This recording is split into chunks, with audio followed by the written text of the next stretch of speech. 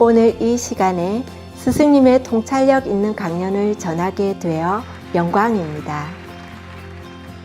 불교 이야기, 쿠다 이야기 7부 중 1부 2015년 8월 24일 프랑스에서 하신 영어 강연입니다.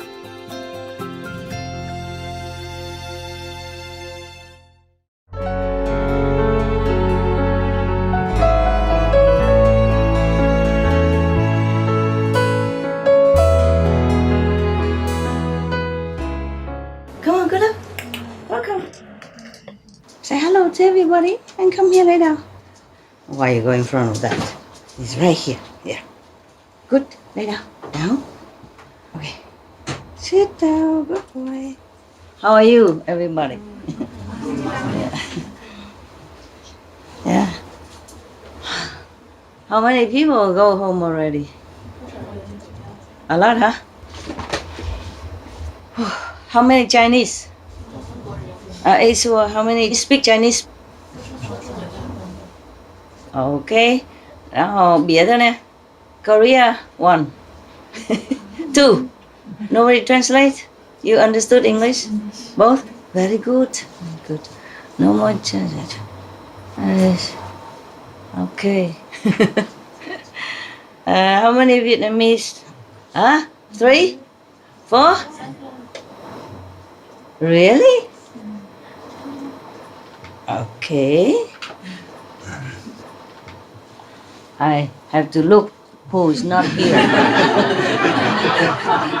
Who is not here? And some Vietnamese are not here, huh? The cook?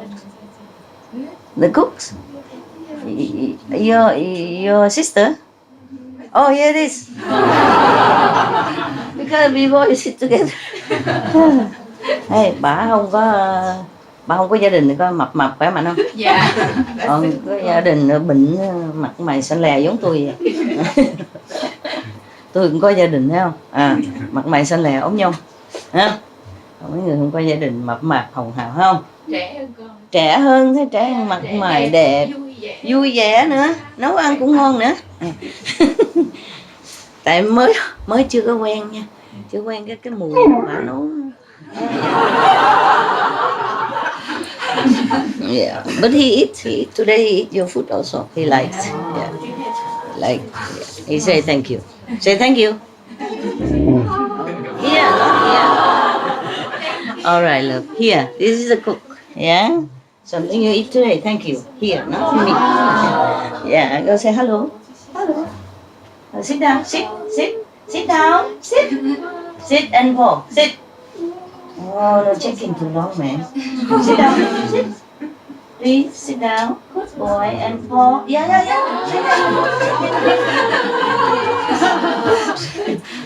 Yeah. Good food, huh? Yeah. And this one also. This one here. Yeah. This one also. Yeah, come here. Yeah, this one. You move a little further. You move. Very good. Okay. Yeah. Shake hand. Thank you. Thank you. She also cook for us. Oh, thank you. Shake hand. Yeah. Thank you. Good love. Good boy. You're a good boy. Come here. Yeah. You can stay there if you want. Yeah. She say thank you, no? See that? Yeah. Say good food. Thank you. Again. Yeah, okay. All right. You are a good boy. Can you imagine anybody throw away a dog like this? He's very beautiful. He's very dignified. Yeah, you're a good boy. And I love you forever. You're my best friend. When he has his hair, he look even more beautiful. More, impressive. It's just summer we shave hair.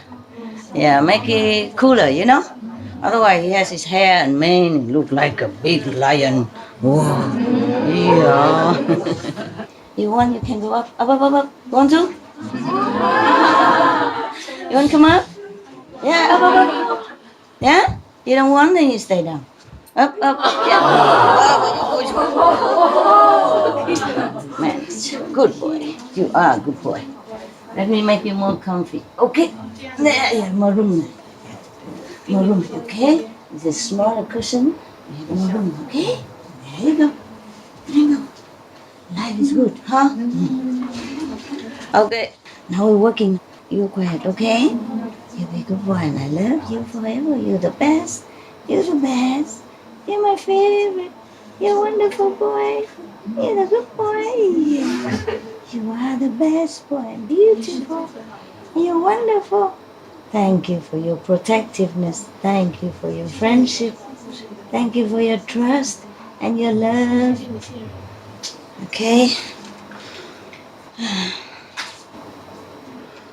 Okay. Today I read you story again, okay, huh?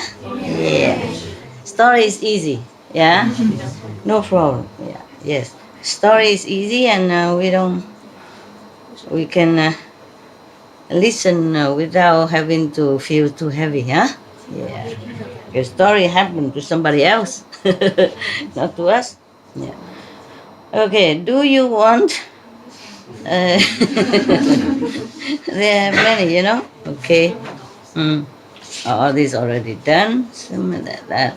You want the story of the... I'm checking which one. The ugly turned beautiful? Or you want the story with the golden coin keep coming out of the hand? Or you want the story similar like that? Or you want the story of... quiet. Lay down.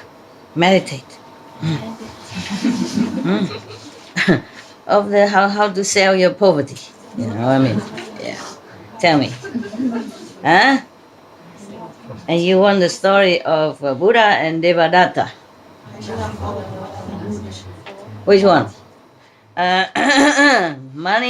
Gold. Ugly turned beautiful. Past life Buddha and Devadatta. Or selling poverty. Which one you like, Guru? Past life Buddha? How many past life? How many poverty selling?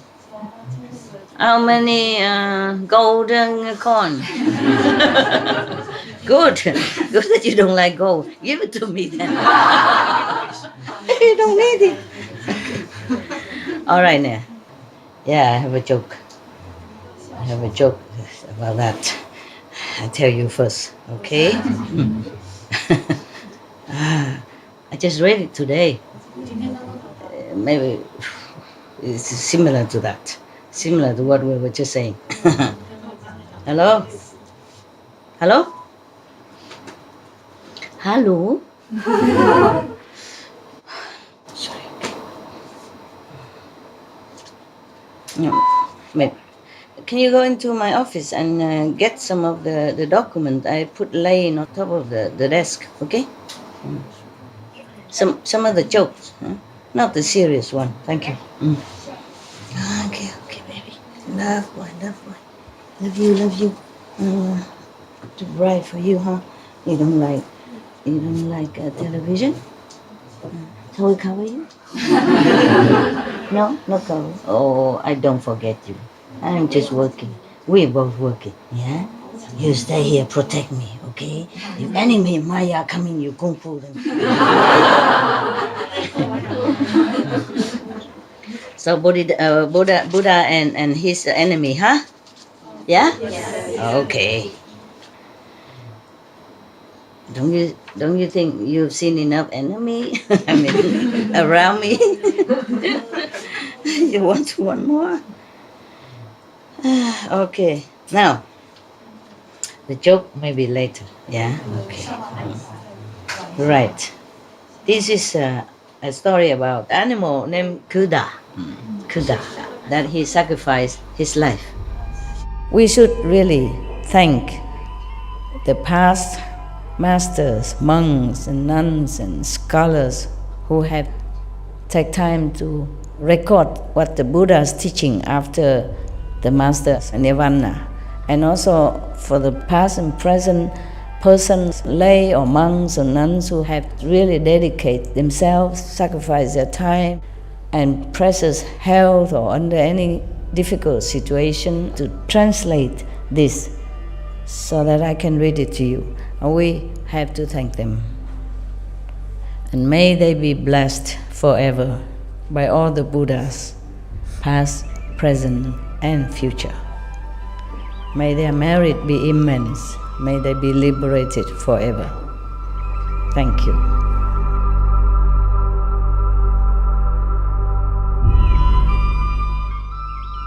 According to Buddhism and the believer and the tradition, when you read sutra and all that, you have to put on incense, flower, and bow to the sutra first and thank all the Buddhas and Bodhisattvas in 10 directions, all respectfully, before you read it, okay? And then you cover the sutra also with silk or, beautiful cloth, and I just make it more popular. Yeah, more easy, simple. And I apologize to all the Buddha. I say if I done something wrong, according to the tradition, my heart is full of respect. It's just that I cannot always do that. So please, all the sin, whatever I've done wrong, is all on me. At least other people, they hear the names of the Buddha, according to the sutta, they will get benefit. Yes.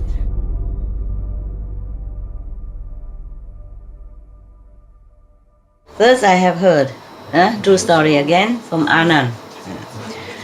First I have heard, at one time the Buddha is in the country of Layuki, in a mountain called Kisakwa. I don't know what is that in Sanskrit. I forgot. Okay. You remember? Tell me then. You're okay. You're okay, boy. Okay. Take a rest. It's too bright, I know. I cover you? I cover face. Oh, you don't like cover? Okay.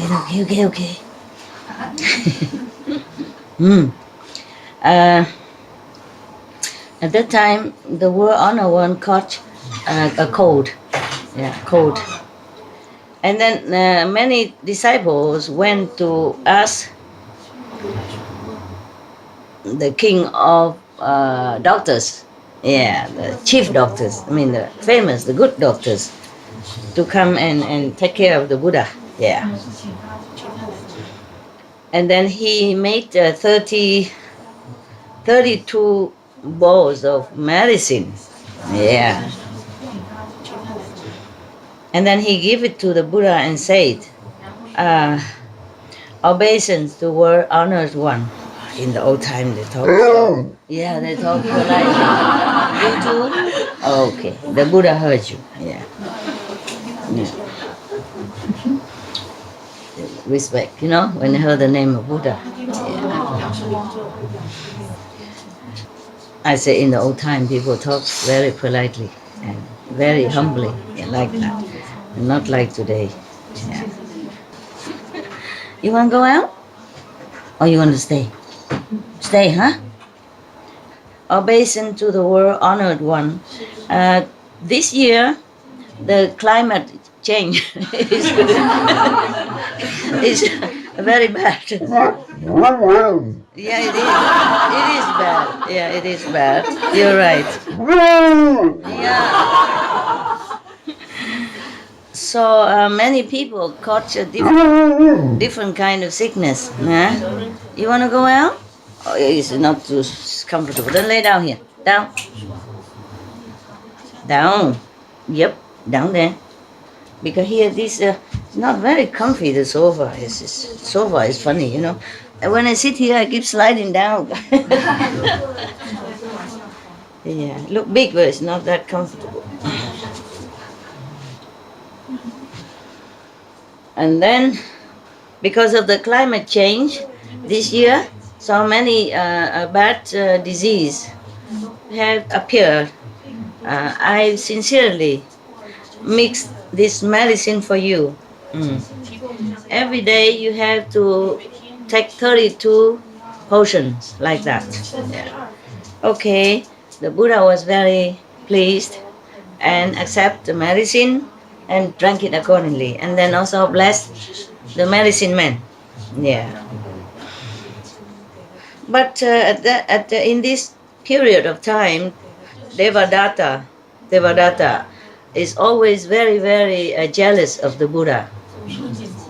He's a contemporary person with the Buddha, and he he also has some followers himself, nah? But he's Buddha's cousin. Yeah, but they constantly making trouble for the Buddha, constantly, and even want to assassinate him. Sometime, several times, but fail. Yeah, one time he succeeded in cutting one of his toes, the Buddha's toes, on the feet. Terrible. What is a cousin for, huh? Yeah. Yeah, it's terrible. I know. Terrible. And this person, Devadatta, is extremely arrogant also. Yeah. He wants everybody respect him as much as the Buddha. He wants to be equal with the Buddha, even though he doesn't have spiritual merit as the Buddha. Yeah. If a person is jealous and arrogant like this, how can how can be Buddha anyway, right? Already, not to talk about inside. Huh? Outside is better, and wanted to kill another person, a Buddha. Yeah. No matter what, even if it's not a Buddha, you can't just kill a person. Right. Violent. Yeah, it's bad. Yeah. Because everybody respect Buddha and he has a big followers, king and ministers and even outside magician, magical person, they all, subdue and respect the Buddha and became his disciple. So this guy, the cousin, extremely jealous. Yeah. So because he heard that the Buddha is taking some special medicine from from a medical man, he also wants some. The medicine man give the Buddha 32 portions and tell him every day, take 32 portions. Okay. And Devadatta also call this doctor come, and make some medicine for him. Don't know what kind of sickness he has or not. Just make some medicine for him. And then medicine man also make some, maybe, I don't know, if you're not sick, you take something buchi or whatever, like maybe supplement, it won't harm, yeah. Just drink a soup, it's okay too, no? So he makes some soup and he give it to Devadatta. He says, sir, this is extremely strong medicine. You take only 4 times a day, 4 portions.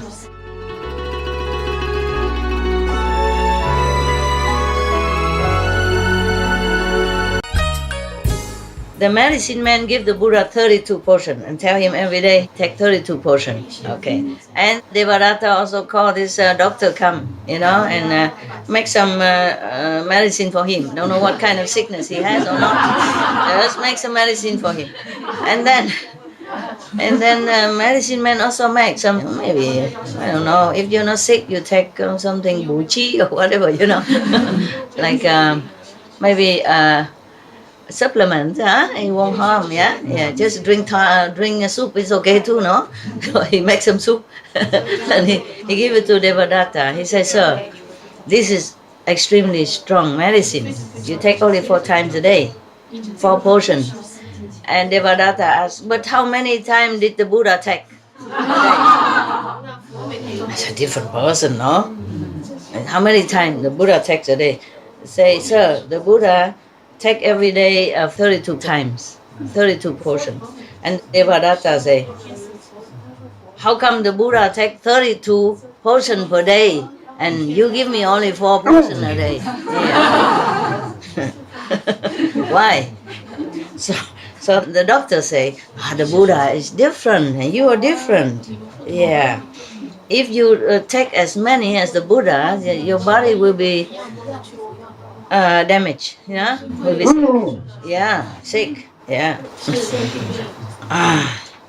If I take all that, I also have enough power to digest. Yeah, my body, Buddha body, same. Let me take it to see if it's as effective as the Buddha or not.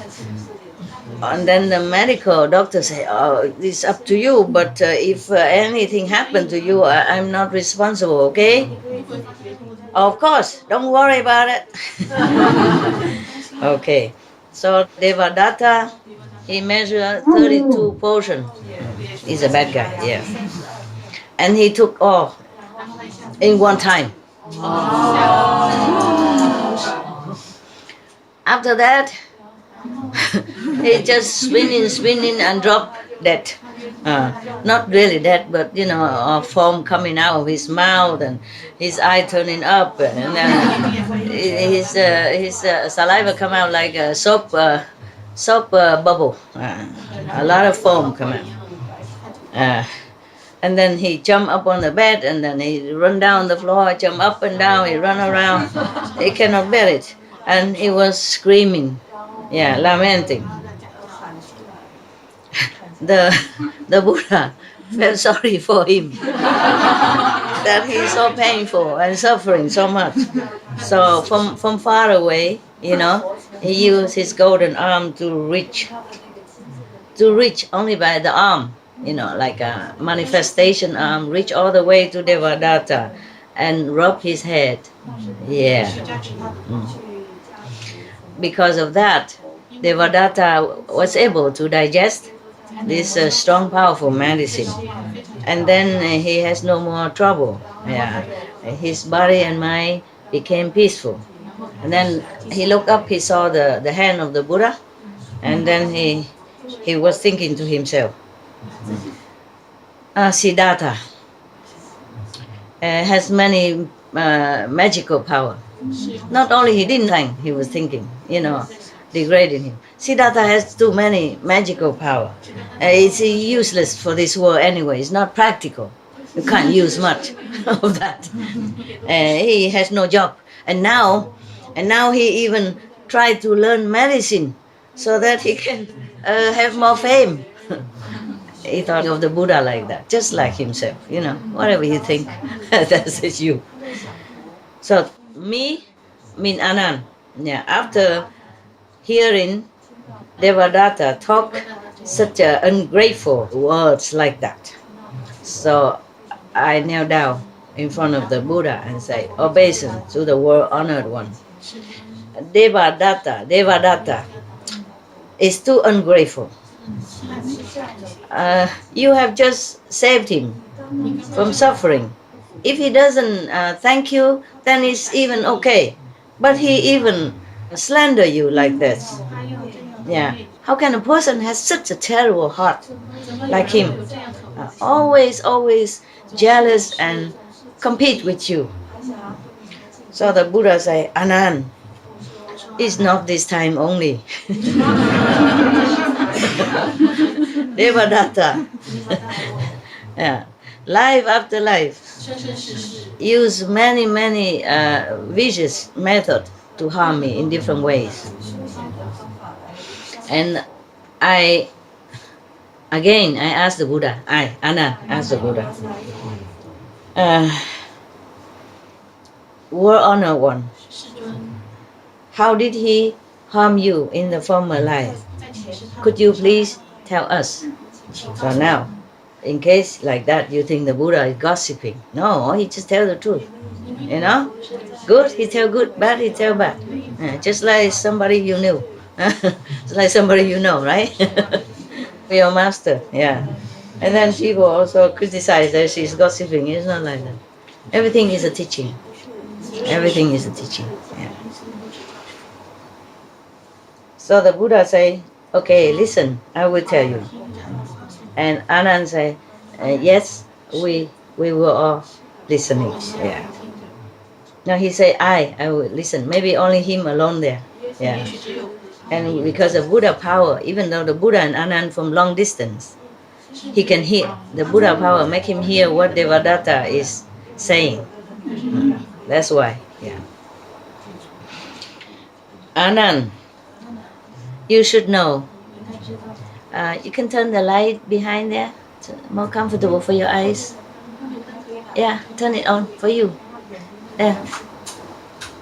Yeah, there are many lights. Turn it on, make it nice and bright. Yeah. When we are here. Yeah, okay, like that look more comfortable, huh? Yeah. Just in case you don't want to look at me, you can turn around and you can see the Buddha there. You see the Bodhisattva. That is the Kristagarbha Bodhisattva. It's a Tijang Pusa. The Earth Store Bodhisattva behind you. I saw him in some of the neglected, kind of a second-hand store many years ago from Spain. I I carefully invite him here. Normally they put him in the corner, So yesterday I arranged for him to sit up high a little bit. I put some flowers, some incense, and some light candles and some candies and some. So I tell him I'm not asking for any merit. I just respect you so much. That's all. I show respect. Yeah? If you want to bless me, he's welcome. Blessing is always welcome, right? Blessing is never too much, right? Yeah. Just that I did not do that for merit or blessing. I do that because I truly respect such a being. Like Shakyamuni Buddha, I also very much respect him. Such a being like that. How you not respect?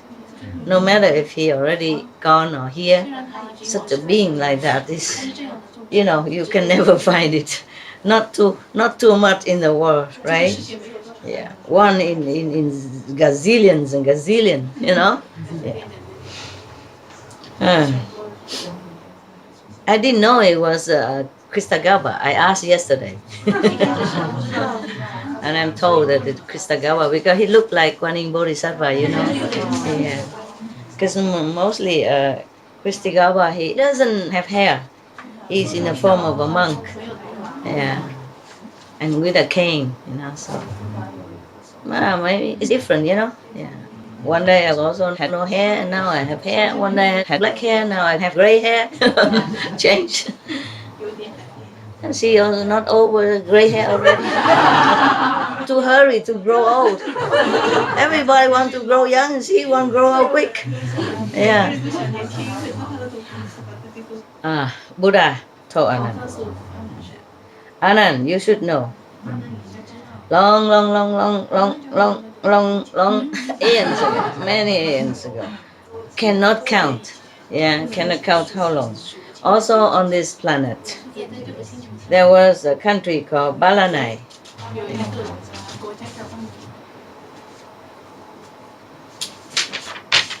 Wow, the Buddha memory is super.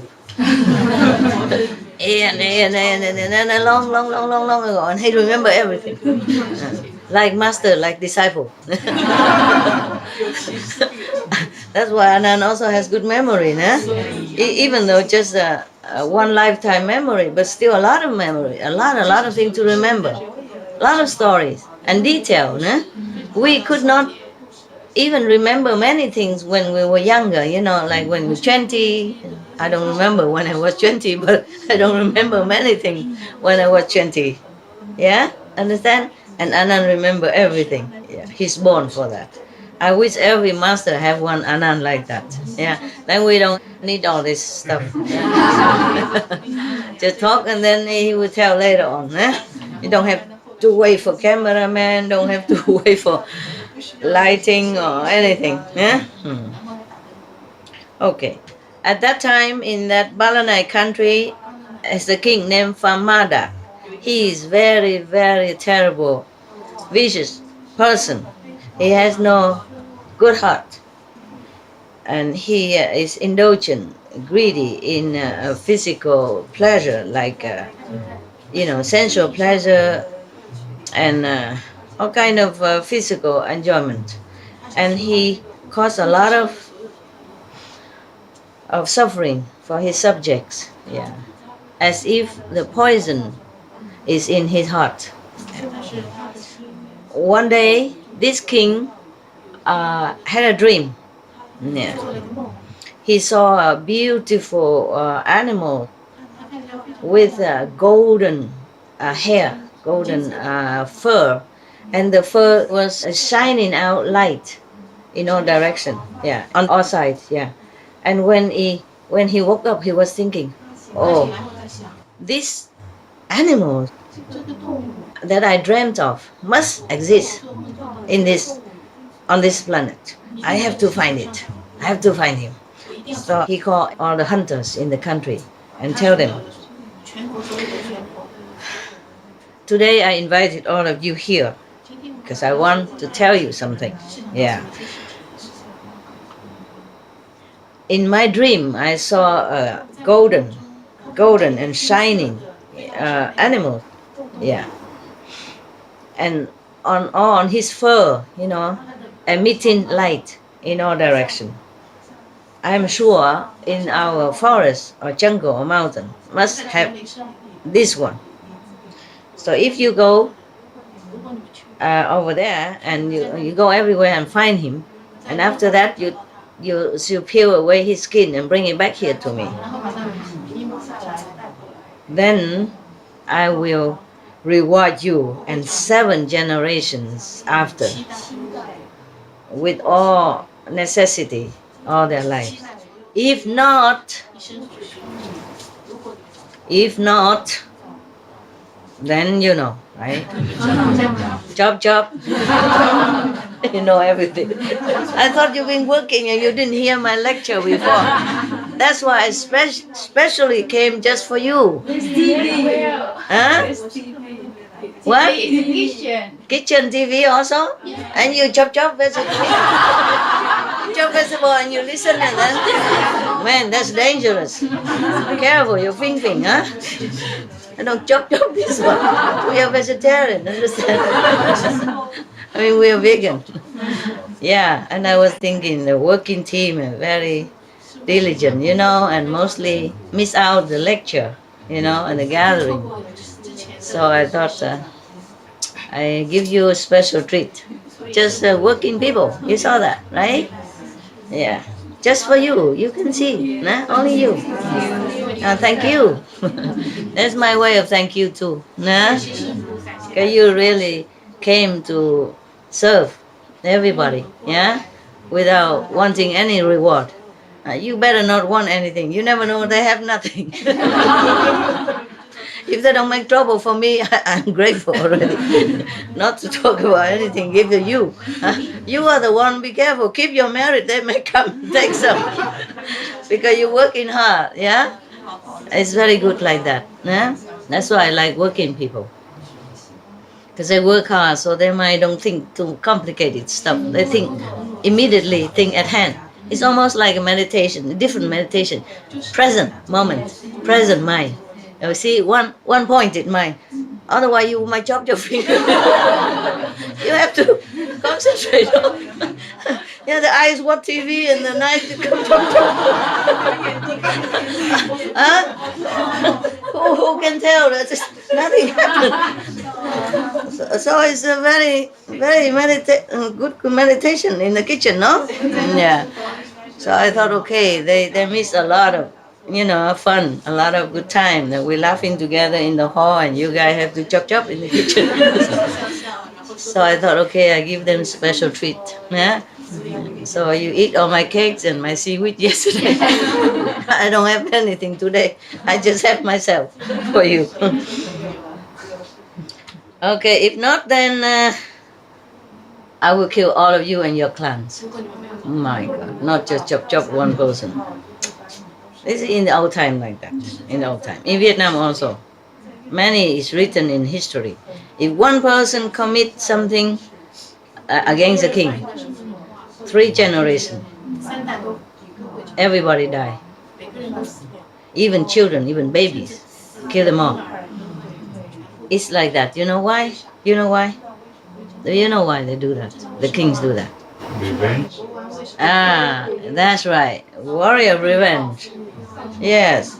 If you kill his father, mother, or even, and maybe brother and sister, then maybe later the grandchildren or the cousin, they will revolt against you. So that's why they chop 3 generations. All the clans. Terrible, huh? When I read some of the history, I'm not proud at all to be the descendant of such cruelty. But many countries are like that, Just anything at all, the king just chop your head, just like that. And also when they revolt against each other, and this king also treat the other king, the the defeated king in such a terrible way. You could not imagine. Not the king, but the queen and the children, and the prince and princess. They treat them in such a horrible, horrible way that I wish I don't ever have to know any history. It's terrible. Worse than, the worse than of the worst of the terrorists nowadays. You understand? Worse, terrible. Not just kill and shoot and bomb and die immediately. No, torturing death. It's terrible. I don't know how anyone could even think of such thing. To torture somebody else, even enemies. It's a painful and torturous death.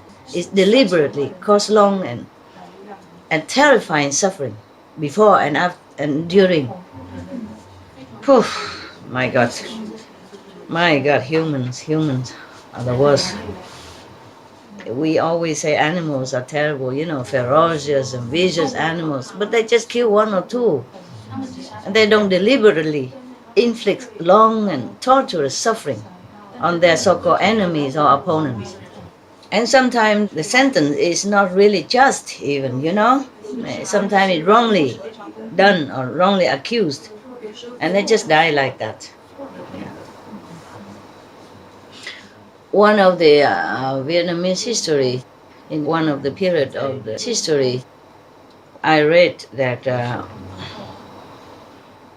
one of the very, very loyal, he spent all his lifetime building the country, building up the dynasty for that king. And then one day the king went to visit him in his house. And his wife, not wife, but like concubine, was beautiful. And the king fancied her, and then they do things to each other in the garden, and then the king just died like that. And then the whole court, accused him of killing the king. And of course, the 3 generations had job. No matter how much he has done, for the country and for the king, they don't care. It's just like that. It was wrongly accused. It wasn't.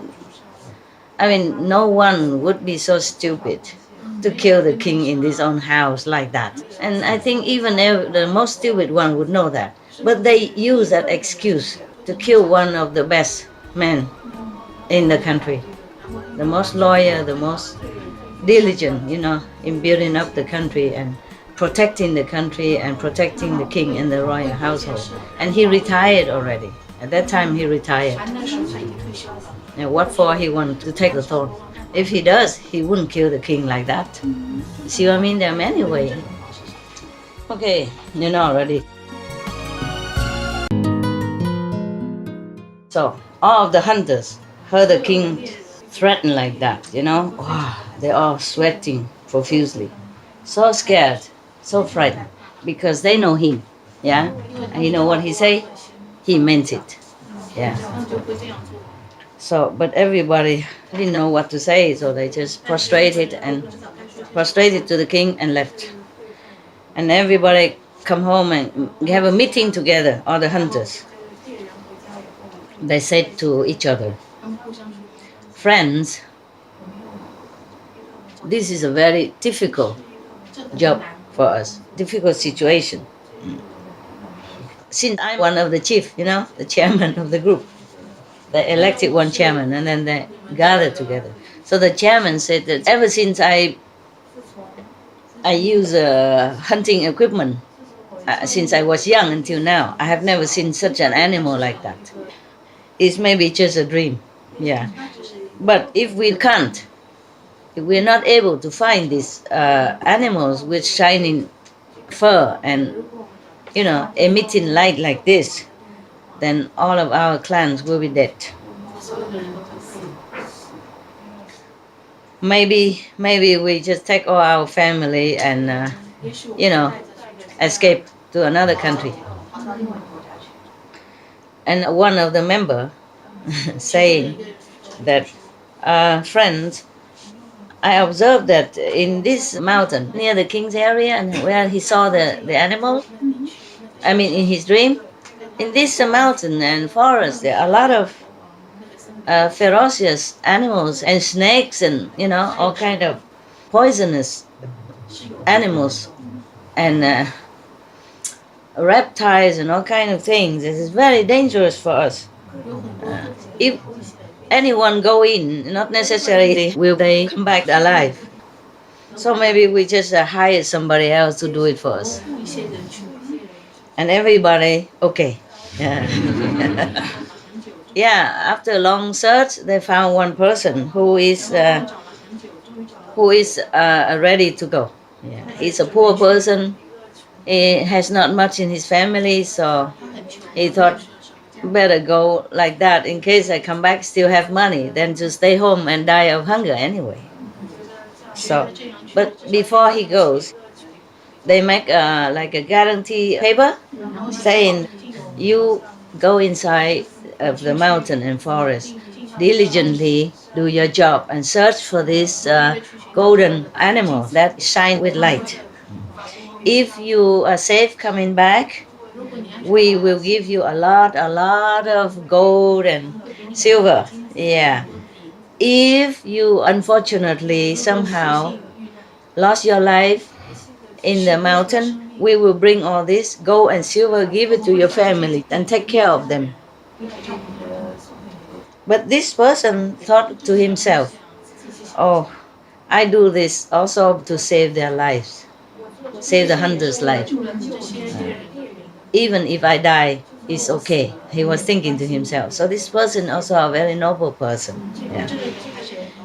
And then after he thought like that, he said to them, friends, do not worry. I guarantee to take the job and do all my best. Yeah. And I promise you that if I don't succeed, I will not come back. So everybody was so happy, yeah. And prepare all the lunch boxes and long distance food, yeah, for him, yeah. And he started his journey, and everybody wish him well. Many days he passed through a lot of danger, yeah, a lot of dangers, and his provision of food is almost running out. And then slowly he has no more food. He became hungry, thirsty, and his body became very skinny and sick now. He feels very exhausted, and then he has to cross a desert as well, where the sun is like burning fire, and he feels extremely tired and sick and burning. Oh. And then he was kind of sitting there waiting to die.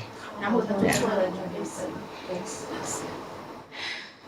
In this final moment of extreme desperation, he prayed.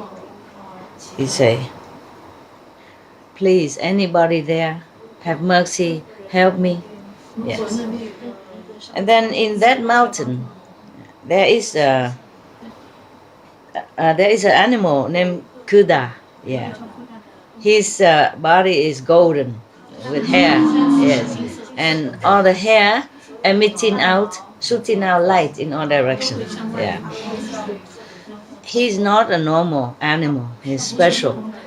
He can hear very far. So even though he's not there, but he heard the hunter crying for help. Yes. So he felt compassionate. He went out and looked for him. Yeah. And then he crossed the cold stream and hot sand to find that person. Yes. After that, he saw a person just laying there exhausted on the ground, almost dying. And then because of cold climate, in the desert, at daytime very hot, nighttime is frozen. So the golden animal came and used his body to embrace this person, to cover him, to keep him warm. Yes. And then after a while, that person woke up, yeah, from his exhaustion. And then he carried him all the way to a stream of clear water. And he bathed him, clean him up, and then give him drink, help him to scoop water for him to drink. Yeah. And then he let him there. He went all over, search for beautiful and good fruit to bring it back, to give it to the person to eat. And then after that, the person became normal, strong, happy, healthy. Yeah. His strength returned to him. After he woke up, he saw that animal. After all that, he saw the animal. He was thinking to himself, oh, this is the animal, the golden light animal that I was looking for. Yeah, because the king wanted him. Yeah. But when I was in the utmost danger, he saved my life. He saved my life. This I have not repaid yet. How can I have the heart to harm him? Yeah. But if I don't take him back, and bring it to the king, then many people will die. All the clans of the hunters that hire him will die. So he was thinking like that, and he felt very difficult. He doesn't know what to do, very difficult. And he was thinking, really very difficult to decide. And then the Kuda, the animal, asked him, why are you not happy? And the person cried with tears and say, because I was thinking of some private matter. Very difficult to decide private matters. And Kuda continued asking, what is the problem? Can you tell me? Yeah. And the hunter said, oh, this is very difficult to solve, a problem, very difficult to solve. And I don't dare tell you either. Yeah, you can see me, huh? Yeah, I don't dare tell you. All right, I'm sorry. My back hurt a little, okay? And then Kuda continued pressing. Please tell me. Maybe I could help you. You never know. Yeah. And then after, keep pressing, on the hunter, the hired hunter, tell him about everything. Yeah. And Kuda was very happy, glad. I mean, very. He's very open and happy, He's not sad or anything. He said, "Oh, this is the easy thing to do, not difficult." Yeah. If you want my skin, I can offer it to you. You should know. If I count my life and death, this is countless of times already. You cannot even imagine how many lifetimes I have and how many lives I die, how many lives I was born. But I have not done anything good with the bodies that I had through my life and through my death.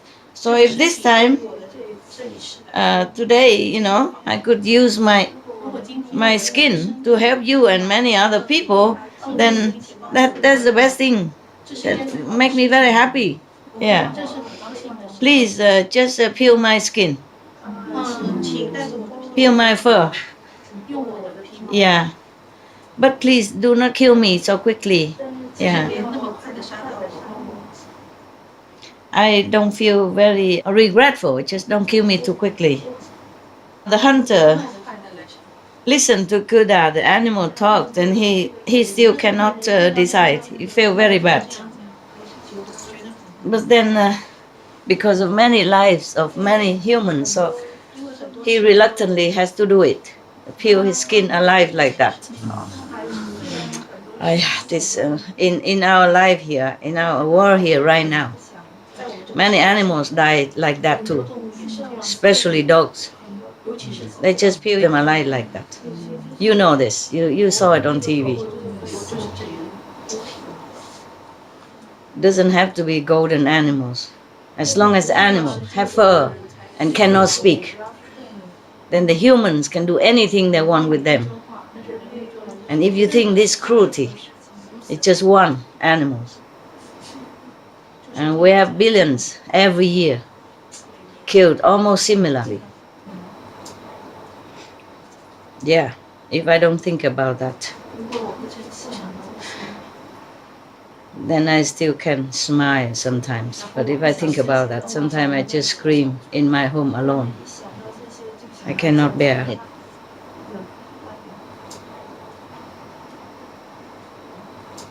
Now this part, they describe how he killed him and how he take the skin off.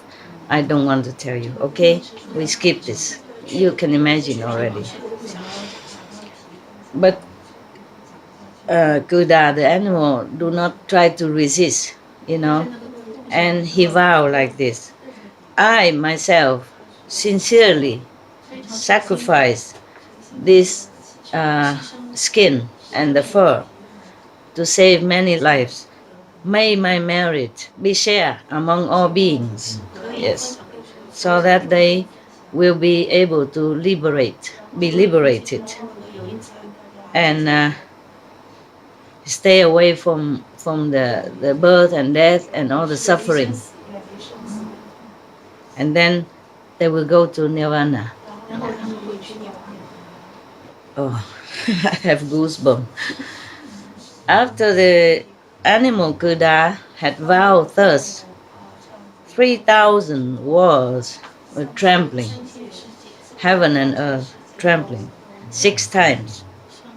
Many of the palaces in heaven were shaking and waving, shaking, trembling, and turning around, yes. Many of the heaven beings and many of the kings of heaven were very surprised. So they looked down to see what happened. See, imagine they have to look down, they don't even know. Okay. And then they saw that a bodhisattva, let his skin be peeled off to save lives. So they all came down from heaven and throw flowers in offering to him. Everybody cried. Tears are coming down. After the skin all peeled off, his body is red and blood is everywhere. It's terrifying to look. And then flies and ants all come all over his body, and eating, drinking, and punching him. It's so painful for him. He wants to turn around, but he worried he might kill the ants or the flies, so he did not. He tried to bear it. After these insects has been eating his flesh and drinking his blood, after they died, they were born in heaven. The insects were born in heaven, even just to eat his flesh.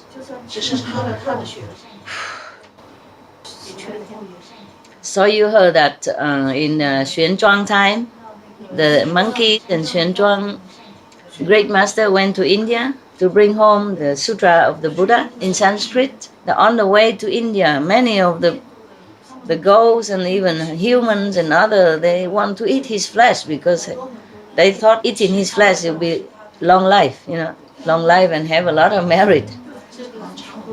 It's similar to this. But the ants and the fly did not really want to kill him. They just see the blood and they came. And even then they go to heaven. So the person, the hunter, got the skin from the golden animal and brought it back to the kingdom. The king was very, very pleased and praised him, and give him a lot of money and gold and give him some position, high position. And then the king used that fur to put on his bed where he sleep. Whenever he sleep on it, he feel very peaceful and happy. Imagine that. Because when he died, he did not have any hatred in his heart. Before he died, after he died, during he died, he didn't have just peace and love. That's why when the king lay on it, that's why the king feel very peaceful and happy. And even the ants and the flies also go to heaven because of his loving energy. Understand? And his merciful heart and merciful energy. So bless them all.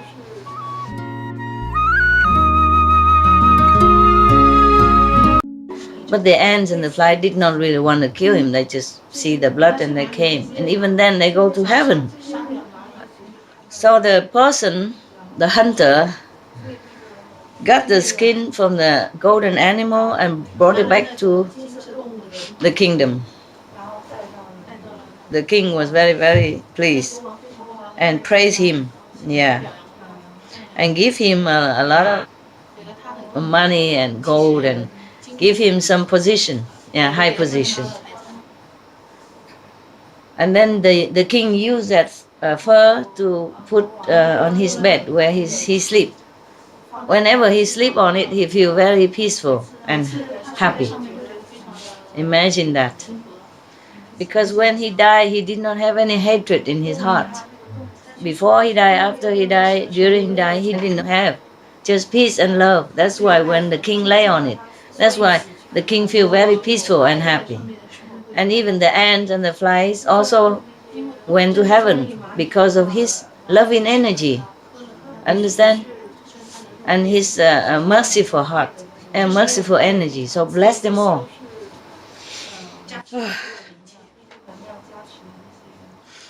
So now the Buddha reminded Anand like this. Anand, you should know, Kuda, who was Kuda at that time, it was my incarnation, one of my incarnations. And Famadak, the king at that time, is now Devadatta. Yeah, we could guess. The flies and the ants that was eating flesh and drinking my blood or Kuda blood at that time, when I just attained Buddhahood, all of them, I preached and all of them went to heaven, attained heaven, different heavens. Even not just when he died, but after he became Buddha, they also went to heaven too. Because all these ants and flies, after they went to heaven, of course their time is up, and then they come down, become humans again. And at this time, many ants afterward, Buddha became Buddha and also saved them, saved their soul, liberated them too. My God, would you still like to be a Buddha? Tell me honestly, can you? No, shake your head. At least you are honest. It's very difficult, isn't it? Yes. To save a being, you have to sacrifice yourself first to make affinity with them. You see, save them, help them in some way, or let them kill you even. At that time, Devadatta harmed my life and caused me suffering. Up to now, he has never any good intention toward me all this lifetime, up to now. Every day he is thinking how he can harm me. Every day. At that time, I, Anand, and the great assembly heard the Buddha say this. Everybody was very sad and touched inside. Many people, because of that, became more diligent in their practice. So they attained Tuda Huan, Tuda Nam, Tuda Ham, Arahan, etc. A different level of consciousness because of that story alone. Even though it's a bad story, negative story, but it wakes people up and touch their heart. So their heart become more open, more compassionate.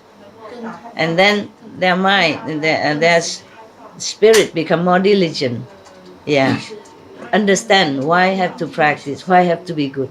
So immediately many people attain higher consciousness immediately, even to up to arahat. So therefore, bad story is not always bad. Nah? Yeah, it depends on who say it and with what intention. Yeah, and depends on who listen, and depends on the what the listeners make use of that also. You see? Yes. Even somebody also saw the seed of Patekya Buddha, alone Buddha. Yeah. And some people even aspire to become Buddha right there. And some people already attain the non-regressing level of consciousness. Everyone, whoever was there, happy and received some blessing in any way from that. And they all bow to the Buddha and let him take rest after that. We should really thank the past masters, monks and nuns and scholars who have taken time to record what the Buddha is teaching after the master's nirvana. And also for the past and present persons, lay or monks or nuns who have really dedicated themselves, sacrificed their time and precious health or under any difficult situation to translate this so that I can read it to you. And we have to thank them. And may they be blessed forever by all the Buddhas, past, present, and future. May their merit be immense. May they be liberated forever. Thank you. Wow, my God. Incredible, huh? Wow. God. That is the difference between killing the animal and killing the animal. This animal was one of the Buddha's incarnation. Now you ask me why the Buddha became animals. Why? He was also evolving, you understand? Yes, from the animal status all the way up to human and then all the way to heaven and heavenly king and, turning wheel king and all that, see? And then bodhisattva and then Buddha as the process of evolution. Buddha's evolution, not everyone's evolution. You see, the Buddha became Buddha, and many people just attain arahat like that, without going through so much trouble. Some even harm him. Yeah, some even didn't do anything good at all. Just saw some little seed before, long, don't know how many aeons ago, and then just has merit to see the Buddha, and then he have merciful heart and he saved them and they become arhat just like that, Just like Sariputra, eh? The Buddha said he didn't do this, he didn't do that, he didn't do anything like that. Remember? Yeah. When he refused the old man to become a monk, the Buddha said, oh, don't worry about him. He didn't do this, he didn't do that. That's why he didn't understand. See what I mean? Yeah. He couldn't decide your life because he didn't do anything much anyway. That's what he meant, yes. Only the one who sacrificed a lot understand a lot more. Only the one like Buddha, the past incarnation of Buddha, who's gone through a lot of suffering, who gone through a lot of pain, can understand beings' pain and suffering. They can understand human pain and fear, emotion, and all kind of mistakes and stuff because they've gone through all suffering. So if any of you still want to become Buddha, then I salute you. Well, after all this story, if you still want to become Buddha, I really bow my head. Who knows? Maybe you still think about it. Maybe you don't want to become Buddha now, but tomorrow, who knows? Yeah. So there is a difference between that. You would tell me why I always told you, if we kill animal, we have bad karma. Understand? Yeah. Yeah, but how come the person who killed this animal did not have bad karma? And all the flies and even eat the flesh don't have bad karma. Can you tell me why? Am I teaching you contradictorily or what? Hmm? Who knows? One candy? One candy or two candies? Because they don't know. Because they don't know what they're doing? Yeah, they don't know that what they're doing is bad. They don't know no, even if they don't know what they're doing is bad, they still have karma. But how come in this story, the killer did not have karma and the ants, the flies even go to heaven after eating their flesh? Tell me. Buddha blessing. Buddha blessing? Because Buddha volunteered to do. Buddha volunteer? Yeah. That's different from forced kill. Forceful kill. Yeah, Buddha blessing, correct. He himself volunteered to do that, to save others. And while volunteering, his heart is full of love, no hatred, yeah, no fear of death, no struggle to stay alive like the animals that we force to die. That's different. The animal that we raise and force to die, they did not want to die. They did not want to be here to be born like that, and then keep in such a small cage, cannot even turn around all day, no sun, don't know even life, and then kill in such a way. Yeah? Terrible. And before killing, after killing, it's a terrible life they had to go through. They did not want to die like that. That's the difference. And when they die, they probably lament or have hatred or fear in their heart. Fear, at least fear. So we eat all that and we embed ourselves with all these qualities. Not to talk about all the hormone or the medicine or the terrible stuff that they put into the animals, antibiotics, tons of them. That we have to digest as well. And day after day, imagine how much you put in your body, how much of the toxic medicine put in your body. Yeah. Normally, if we are sick, for example, very sick, infection or something, the doctor prescribed to us only like some antibiotic, maybe 3 days, 4 days, 5 days, 7 days. Yeah, no more than that, because it'd be harmful to our bodies, to our immune system. Imagine day after day eating beef and pork full of this, full of antibiotic, because they live in filth and they live in cold and they have infection and they always have to have injection or medicine, antibiotic or hormone supplement, all kind of stuff that go in there. And not to talk about they are fed with these not normal kind of feed even.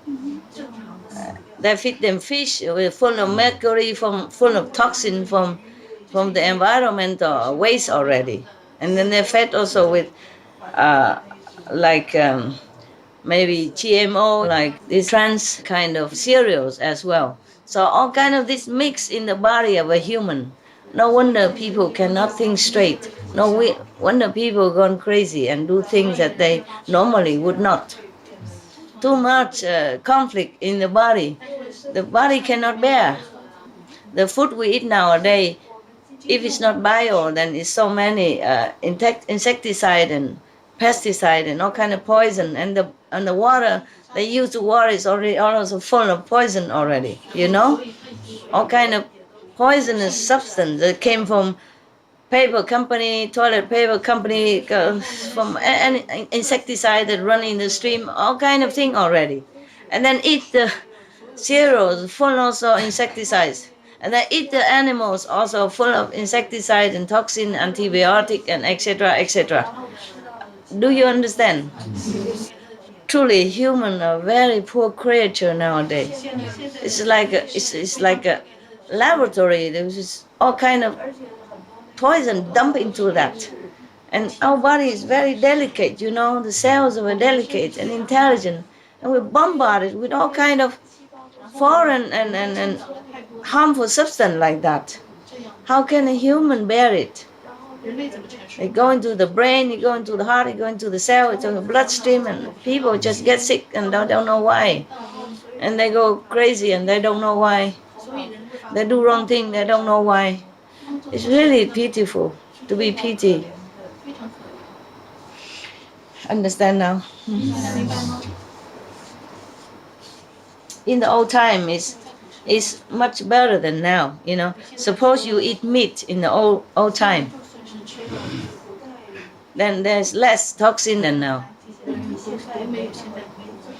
That time the water and everything is still clean, more clean than now. Right? We don't have that many animal farms, and so of course the air is also more clean. We don't have cars, yeah. We don't have all kind of fume, exhaust that went into the air. We don't have a lot of CO2 and all that. The air was cleaner, water cleaner, yeah. And the food is more pure, yeah, more organic, yes.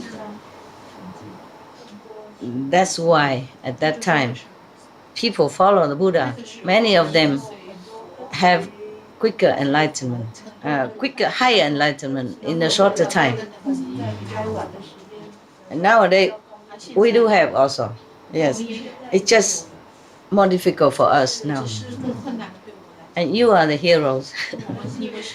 Yeah, you also saving lives, okay? You also bodhisattva in some way. Yeah. Because the meat you don't eat, that means many chickens are not killed. Less, you see? And many cows are still alive because of you. Many pigs are still alive because of you. Or not hurt, not harmed because of you don't eat. You eat no meat, then less animals are killed. You see, so some way, indirectly you save many lives too. So you are also bodhisattva, you know, even though you have not you don't have, not all of you have good experience inside, but outside you have. Yeah? You feel healthier, you feel more peaceful, more tolerant, yeah, with everybody, and you accept many things that before you would not accept. I don't say all of you are that, but most of you are, and I'm very proud of you. There's a song, a Euro contest song that won the prize this year from Sweden. They say we are the hero of our times, and I agree with that. You are the hero of our times. Of our time, yeah.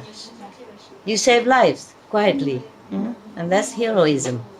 That's bodhisattvahood, okay? Yeah.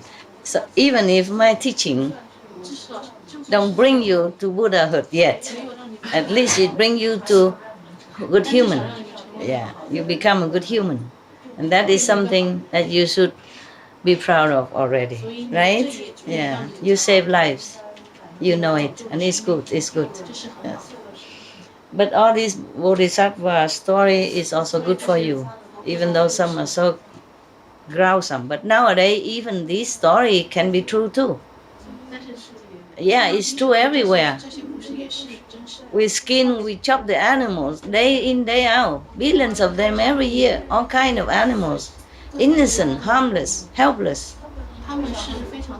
So just one story like this is make you cring and make you feel so sad and crying. Imagine every day millions of animals are killed this way. More or less this way. Some are even skinned alive too, dogs, to get the fur. They just skin them alive, you know that. Before in China, a lot. And now I heard that the government forbid it because of many animals, organization protest and make noise, and so the government forbid it nowadays. I guess maybe less, but I don't think it's completely. This practice is not completely abandoned yet. Many other cruelty as well. Even the zoo and all that should be abandoned.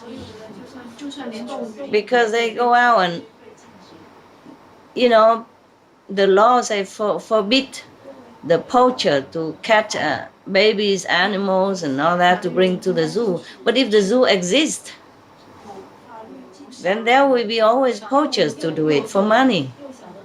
For one small orangutan, for example, one baby orangutan, they have to kill many, many adults to get him, because they protect that baby with their life until they die. They protect that baby, therefore they have to kill all of them in order to get the baby out and bring it to the zoo.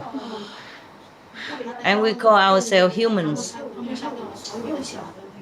I think all the zoo and all that should be abolished.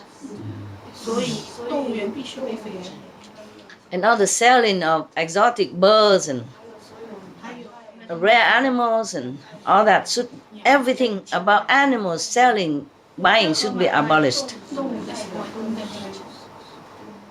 You know, and then imprisoning a bear in a small cage like that and taking his vibe out of his liver like that is terrible.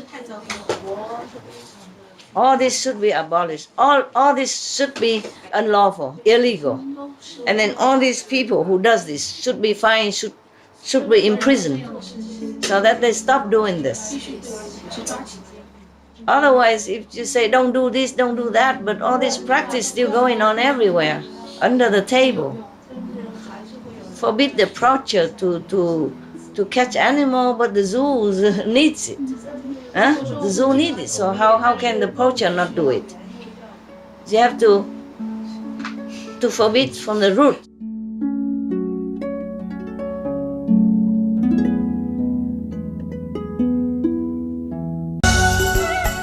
His heart. Go out soon, okay? He liked to be around. Last night it was raining and thunder. He went under my bed. So I have to go on top. He has his room, but he went to my room. So I let him. Yeah. You asked me why he's a tough guy, but he is afraid of thunder. It's too noisy. It's splitting, you know. For them, it's very big noise. For us, sometimes we already cannot bear. Imagine he has a 500 times more sensitive hearing ability. That's why, okay? So when you watch TV and all that at home, make it just lower. Yeah, no, music and banging and all that, so just lower down a little bit for your pets, okay? Yeah, all right. So everything good, yeah? You happy? Today I was very tired. I don't know why. I took rest already afternoon, but I was very tired. And I was thinking to myself, no, today I don't go out, I don't talk to you. I have the right to take a rest. I also need a rest. I'm also having just a human body. Good, just go back to sleep. Go sleep. But then I was thinking of you. I said, never mind. If I drink tea, I wash cold water, and then I drink something, and I get myself awake, come out to see you, because even though I'm tired, but you came a long way, yes, and you didn't have much time to see me when you're working, so I beat myself. Get out. Get up. And then my dog said, oh, up. So we both go out to work, went out to work. And they bring you some laughter, and I'm happy. Mm-hmm. Oh, I tell you the story. I forgot the joke, huh? Yeah.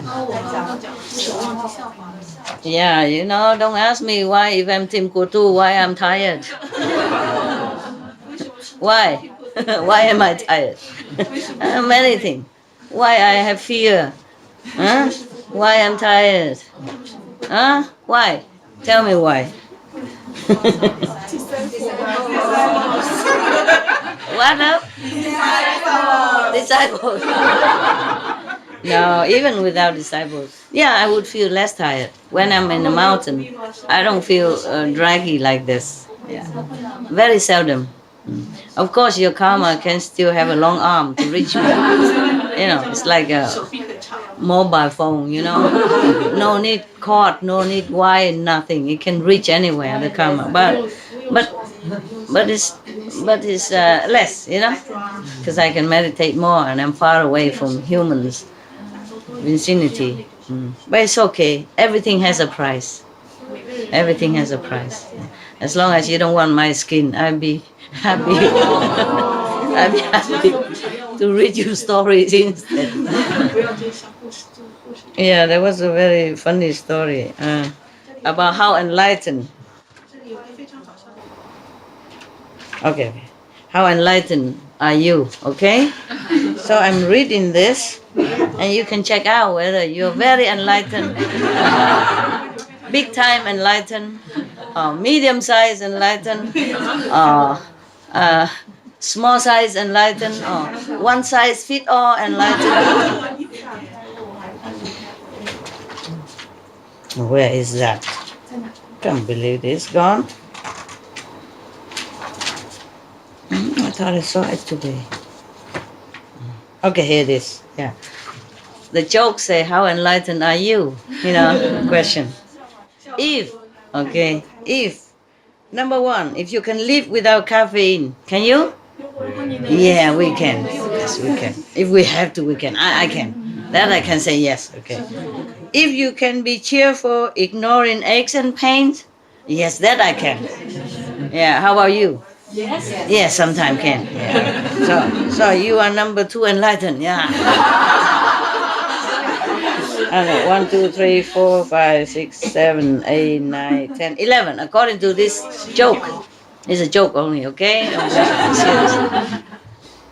According to this joke, there's 11 steps for complete enlightenment.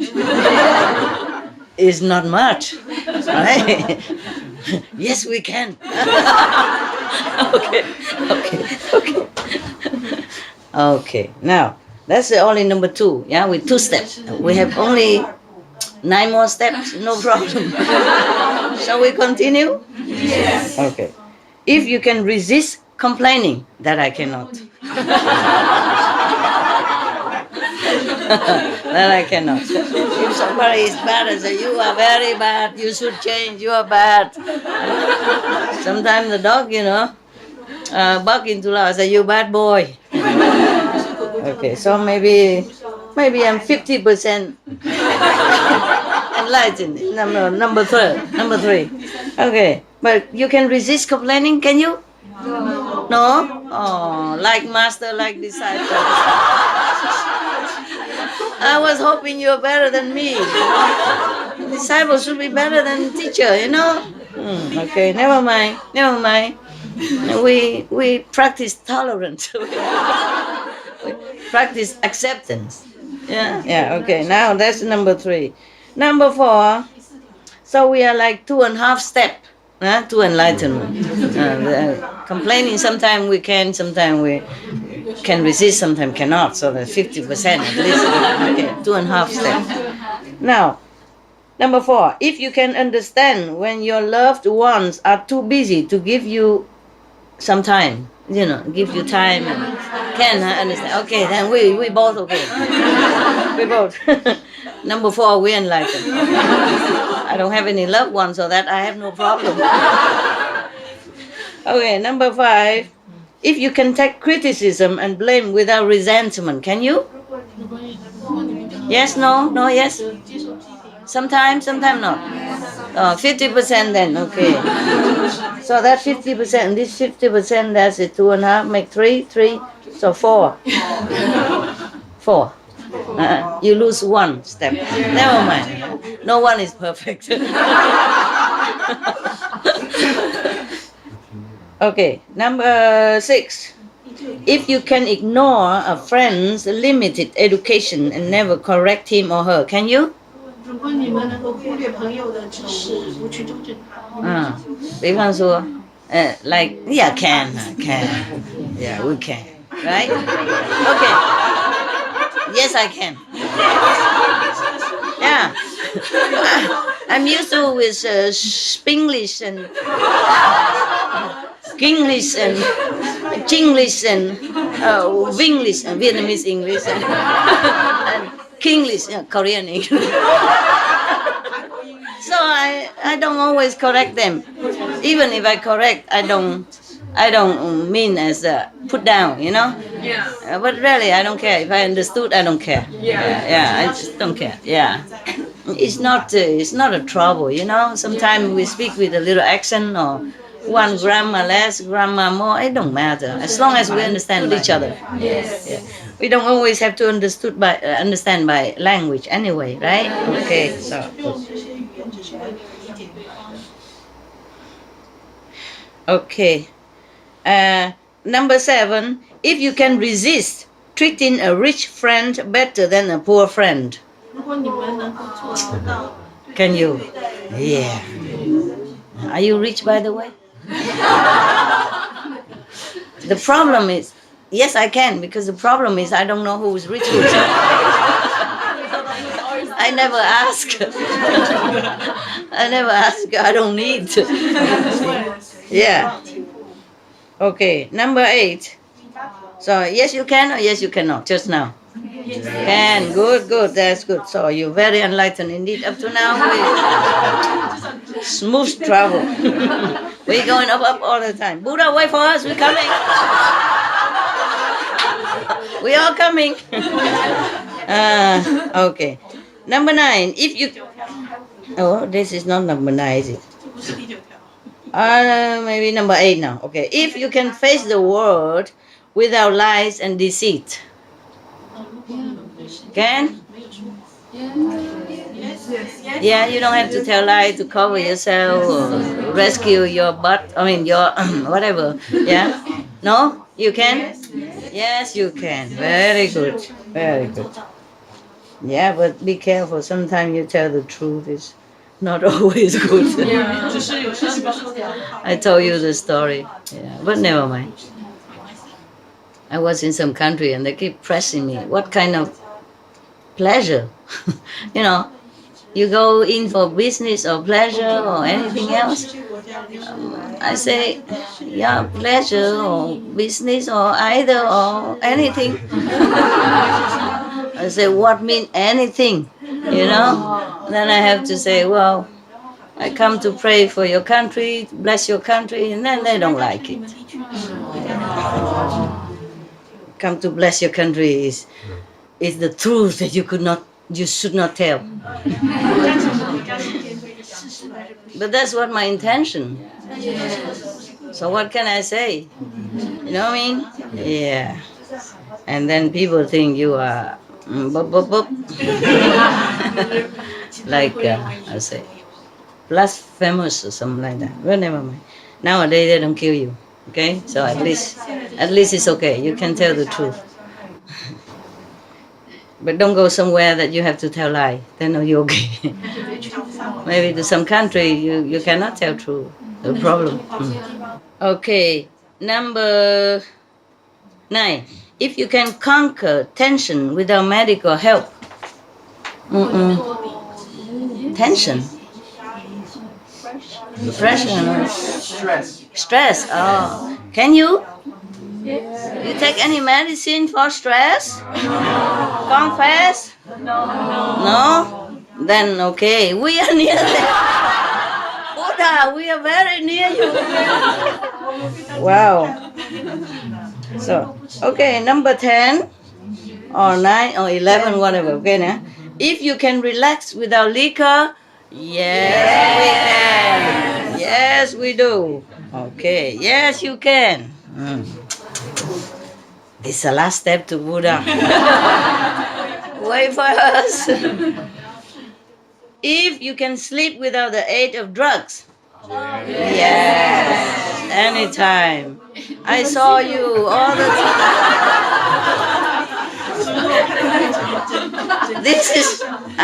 This I don't need to ask you.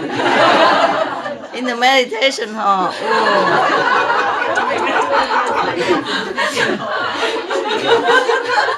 Yeah, we tell this drugs company they don't like us, but what the heck? I don't. And look at him. Okay, so sleep anytime. Okay, now, if you can, this is the conclusion. Okay, this is the judgment. Be very attentive now. Listen well. even if you have passed all the tests, listen this final judgment. If you can honestly say that deep in your heart, you have no prejudice against creed, color, skin, religion, gender, preference, or politics, then you have almost reached almost. After all that, and if you don't, like discriminate against the color of the skin and politics and blah, blah, blah, then you have almost reached the same level of spiritual development as your dog.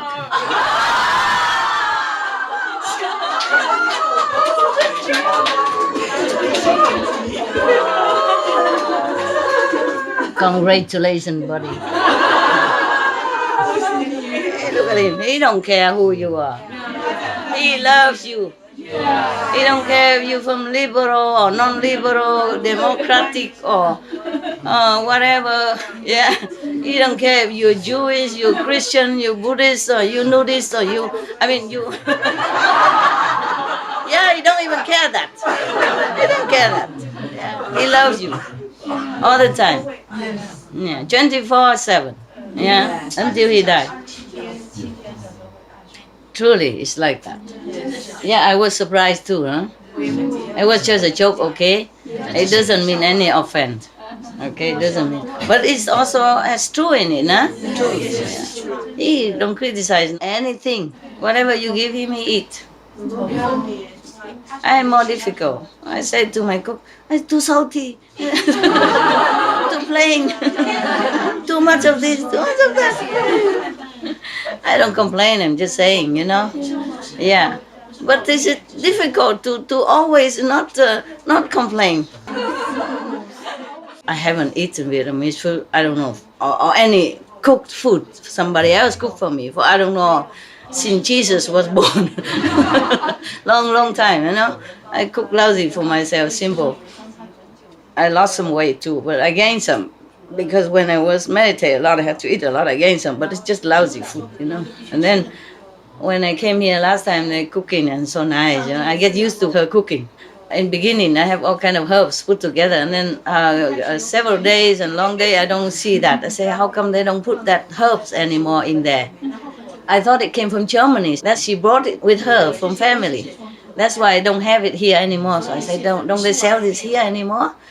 And then the assistant went out and asked. And then since that day, I had nothing but that herb, only that herb, every day. I'm not telling lie. You ask. This is the people here.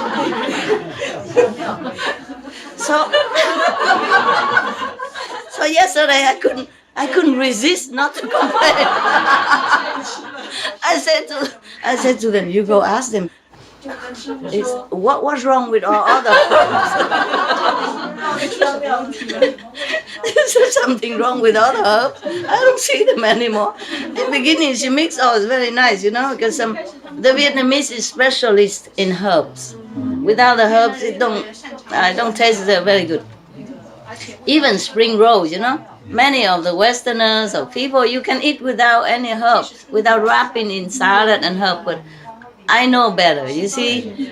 If you don't know it, then you don't complain. If you know the best, and afterwards, you eat just a naked spring roll, nothing else. At that time, I cannot say the number 2, don't apply. Or number 3 or whatever, yeah, number 3.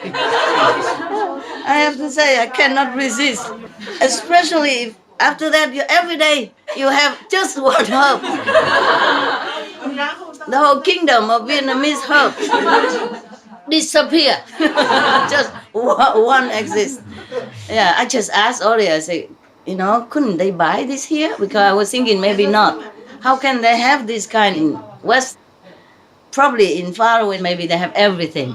But here, a small area, maybe we don't have. That's why I just inquired casually. And then my assistant go and tell the chef, you buy this herb for her. Okay, fine, buy, good. And then I saw that herb one day. I was happy. Oh, it comes back. So it's not just homegrown. It can buy it here. And they give me a shop in case I want to buy later. Fine. And then every day, just that herb. A little merciful coriander, but nothing else. Normally in Vietnam, we cook different soup.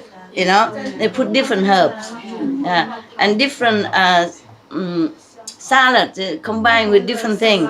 Different pancake we combine different herbs. That's why it tastes good. It tastes better than without. Yeah. If people don't know about that, they just eat without and they feel good already. Yeah. But if you know the better one, then of course you feel that it's not complete. Yeah. Because I haven't eaten good food for a long time, so I might as well eat it with the best. No, why? Why not? But not like if I want banana, then every day I get banana like that. It's difficult to resist the number 3, So I have to admit to you. It's not like that.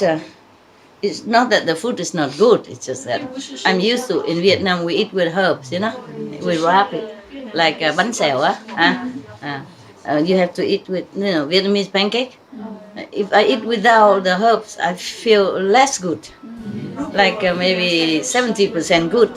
But with the herbs, the mixed herbs, special kind of herbs, then it tastes perfect. And the Vietnamese, they like this raw stuff, like even the water spinach, they thin it fine, and then they eat it like salad, with or without herbs, okay. But in Vietnam, we eat spring roll, the fried roll, Maybe that they call that autumn roll, the winter roll, I don't care. There are two kind of roll. One is raw, one is fried. And the raw one we put already herbs inside, different kind of herbs, like peppermint, some coriander, and then other herbs if you have, But I don't know how. There are different names. I forgot the name in English. Then it tastes better. And the fried one have no herbs inside, and then we have to wrap it in salad. A big plate of salad, a big blade, these lectures or something like that. And you put a lot of herbs, different herbs, and then you roll it, and you eat together with that. Then it tastes good. Roll it and have a sauce also, soy sauce, sweet and sour, with homemade, And they chop carrots and then put some vinegar or lemon juice, and then soy sauce, and a little bit of maybe a little bit sugar, maybe not, and then a little bit hot water, clean water inside to dilute a little bit, and then you eat like that. Had to have style, You can't just eat.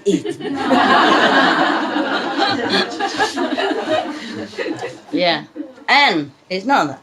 So the assistant tell them have to buy this for master. Fine, they have to go buy it. Fine, and then the Vietnamese just came, new one, don't know anything, and the Chinese chef cook tell you must give this every day to her,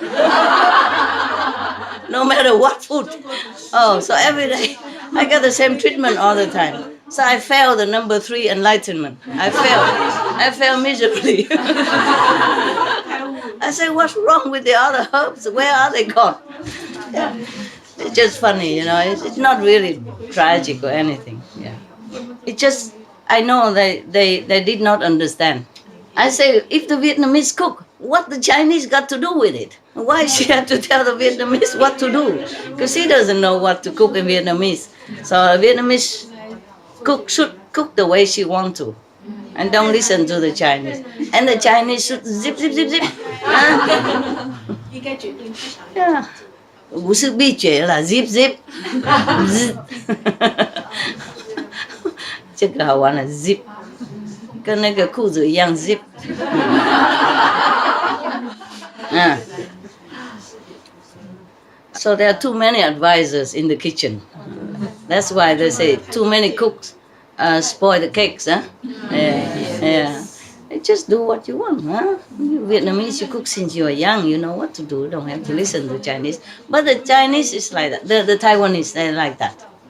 They're very supportive. No matter wrong or right, master like this good. Yeah, they have this mentality, you know. Yeah, I said to the Korean assistant also. I said the Taiwanese, they have this mentality. If they think I like this person as assistant, then they all support you. They just, and then they make you do everything. They will never appear to me anymore. Just do this and do that. Master like you. They don't mean anything bad. They just think I like her, so that's it. You know, this person then has everything, all responsibility, all the household, all the dogs, everything belongs to her. If I like somebody, they always push her into the front. You know, it's a little bit extreme. Yeah? The same with the herb. I just say, well, this herb is it rare or something cannot buy? That's all. And every day the Chinese push her to bring it to me. Meant well, understand? Meant well. But has to have a little wisdom. Nah? Otherwise you are as enlightened as a dog. Too good. Hey, did you hear that? Okay then. You got the joke, huh? I have another joke, but you want to hear or you're tired already? A good joke, a good joke. Okay. Okay. A Jewish joke.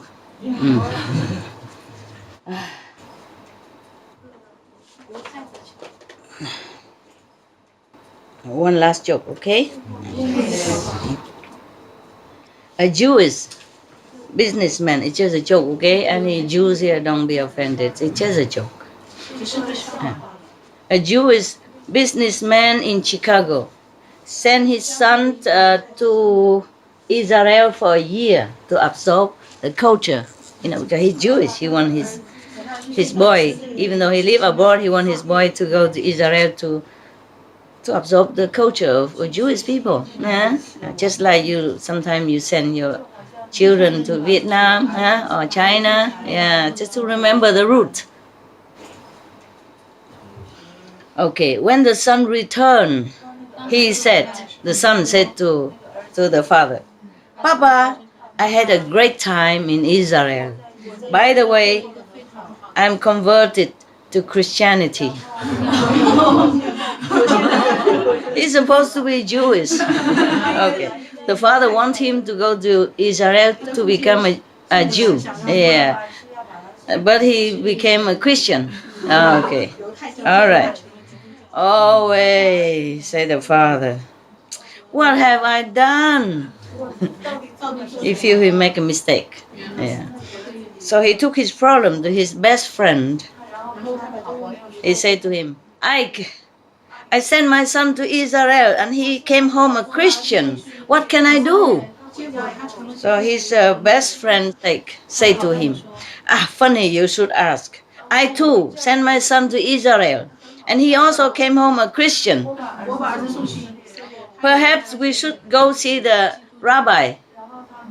So they did, and they explained their problems to the rabbi. So the rabbi said to them, rabbi is a Jewish priest, yeah? It's like Christian priest, yeah, okay. So the rabbi said to both of them, funny that you should ask me. I also sent my son to Israel. And he also came home a Christian. What is happening to our young people nowadays? So they all three lamented together, feeling sorry for each other, you know. They lost their root, they lost their tradition, you know, all the sudden become Christian instead of Jewish, yes. So they all kneel there and pray together, yeah. Tell them a lot in heaven about their sons. After they finished their prayer, a voice came from the heavens saying, funny you should ask. I too send my son to Israel. Jesus. It's very funny, isn't it? I like the joke very much. It's funny.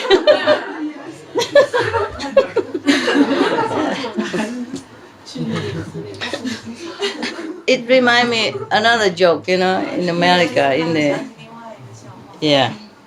a man, a black man, a black color skinned man pray to God. So, oh God, please do something. Yeah.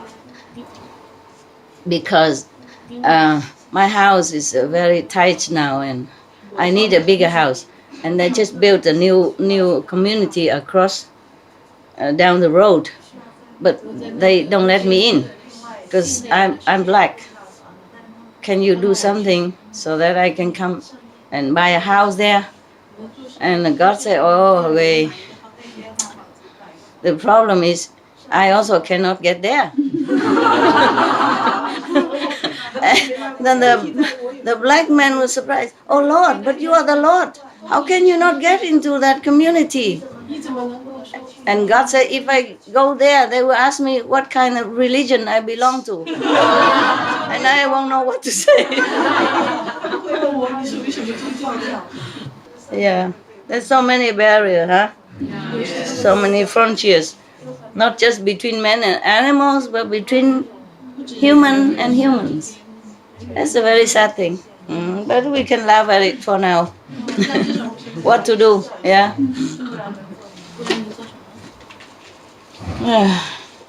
That's why I tell you, whatever religion, you keep it. We don't make a new one. They told me, they're always telling me, if I make a new religion and I become like 教主怎么讲哈？教主呢？ Religious founder, Yeah, I think so. Like Sakyamuni Buddha, the founder of Buddhism, he did not find it. He did not found it. The people after him, and Jesus Christ, he did not found Christianity. The people after him, they call himself Christian because of Christ. Yeah. And after I die, you probably call yourself a Qinghaist, I don't know. It sounds funny, Qinghaist. I am a Qinghaist. I am a vegan. I be vegan, make bees. I tell the truth only. Yeah. So the Taiwanese people told me if I make a new religion, I become the head of the religion, then nothing can happen to me. They think. Yeah. But I say we have so many religions already. Yes. If we make one more, it's more divisive, Me this, you that. So I say, oh, no, never mind, let it be. Yeah. Besides the name Jiao Chu, I don't think we get used to it. Head of religion. It feels too big and I'm too small. Okay, 大家休息. You take rest, huh? Sorry if I disrupt your sleep before. No, huh?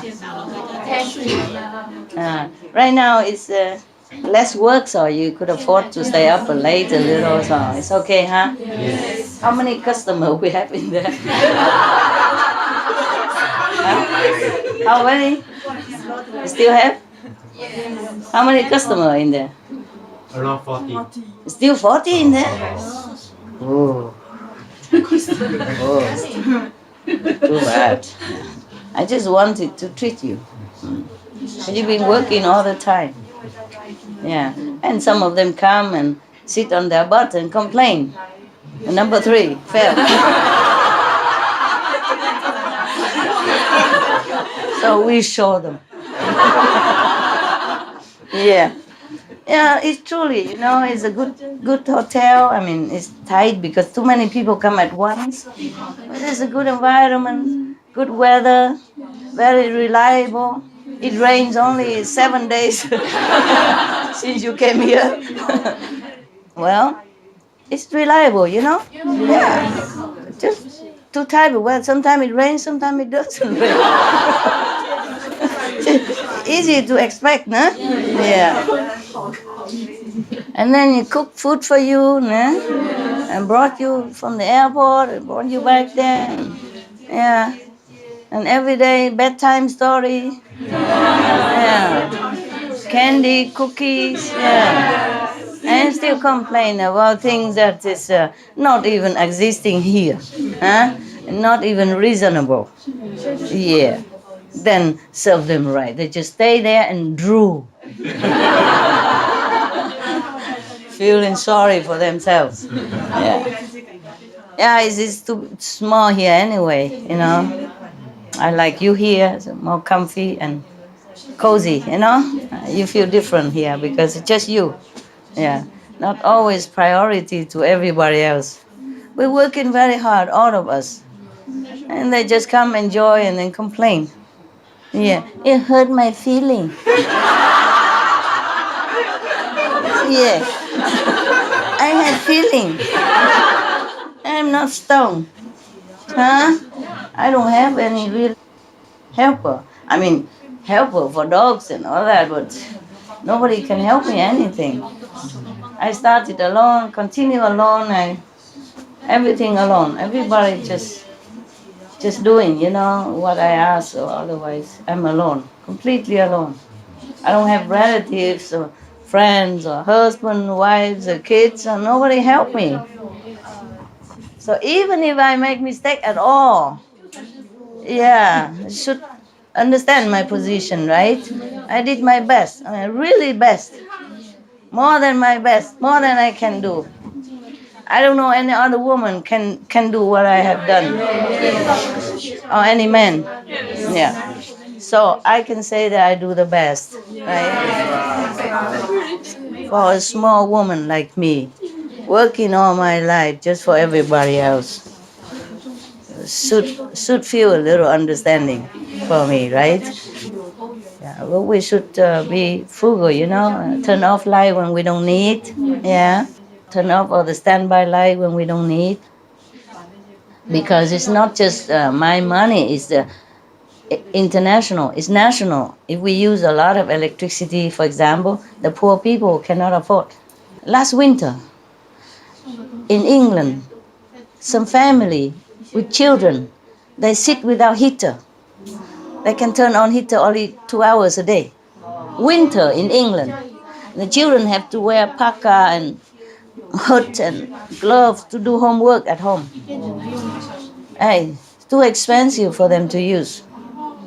Social help is not big enough to cover everything, understand? Yeah. That's on TV, huh? I'm not telling lie. Children sit there with hot and mud and cover and do the homework. They don't have enough money to pay for the heater. Because a lot of people use too much. You understand? The people who have money can use a heater all the time in every room all day, never turn off, so that their house always warm, like summer. And some people don't have money, they have to suffer like that. Not to talk about the refugees yet, huh? I saw the refugee children walking on snow, huh? And they just have a roof on their head, but no wall. A roof is a plastic roof, not even a tent to cover around, no. And then the mother has to use the snow to clean them. Because when they run away from the war-torn zone, sometimes they're too hurried to take anything, even if they take how much they can take. Not everybody have a lot of money in the bank. Yeah? And even your bank, maybe in Syria, is not recognized with the bank in Germany, or you understand? Or it takes some time, and maybe they lost everything. They can't even take anything to prove that they have money as well. They had to run before they die.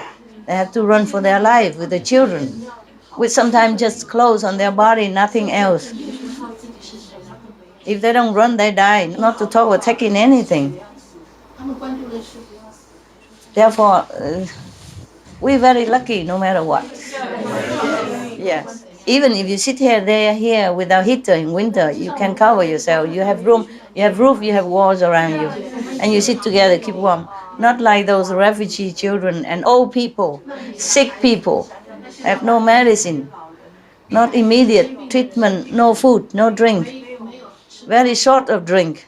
Not to talk about take bath, cannot. They don't have enough water because sometimes they come in hundreds or thousands or many thousands. Even like the United Nations or other charity cannot do quick enough. They want to, even if they have the means to help these refugees, they cannot always do as quick as they want. The transportation, the war problem, the obstruction, no road, bombed road, all kind of things, and no diplomatic ties, so they cannot even bring help, humanitarian help to some area. So people suffer all the time on this planet, all kind of things. Of course we know it's the karma and all that, but still it's very heartbreaking to see. And sometimes I give donation, and some organizations don't even take. Yeah, they say, we don't take money from you. I don't know. My money is not from drug, not from stealing, not from killing. My money is very clean. I don't know why they refuse. Yeah, sometimes. Big organization, international. I don't know what have I done. Have I done anything wrong? No. No. Have I killed anybody? No. Have I robbed anybody? No. My money is clean. It's from my business. Legal business. Hey, some people are like that. So you understand, it's not that easy, even to be good here. And then if people become bad, they blame bad people and kill them or put them in jail. Be good cannot, be bad is worse. You see what I mean? Yeah, everything in this world is very complicated. Very complicated. So it's okay, we can, whatever, at least we can keep to ourselves and support each other to meditate in a difficult world. We have each other at least. Yeah? And we understand each other and support each other mentally, emotionally, so we can go on in this very difficult, complicated planet. We are lucky people. Dog, you're also lucky. Let's go home, baby. Let's go home, sweetheart. Yes. Go, let's go home now. Many time to go home. Come on. Yep. Thank you, huh?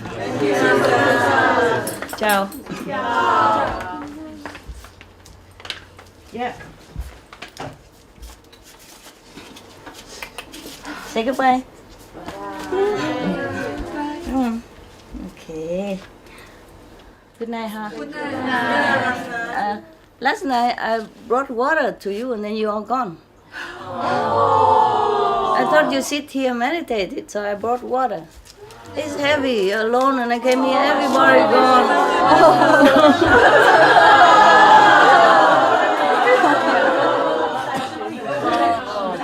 Because I gave you something to eat, the kind of salty, So I worry you sit here, you don't have water and you don't dare to go out, so I brought it here and then everybody gone. There were only 2 workers.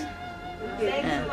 And I found one last pack of cake, I gave it to both of them. You had nothing. Okay, never mind. If you want to go there meditate, also good. Outside, fresh air, also fine. Yeah. Okay then, huh? No cakes today, don't wait. No cakes. Come on.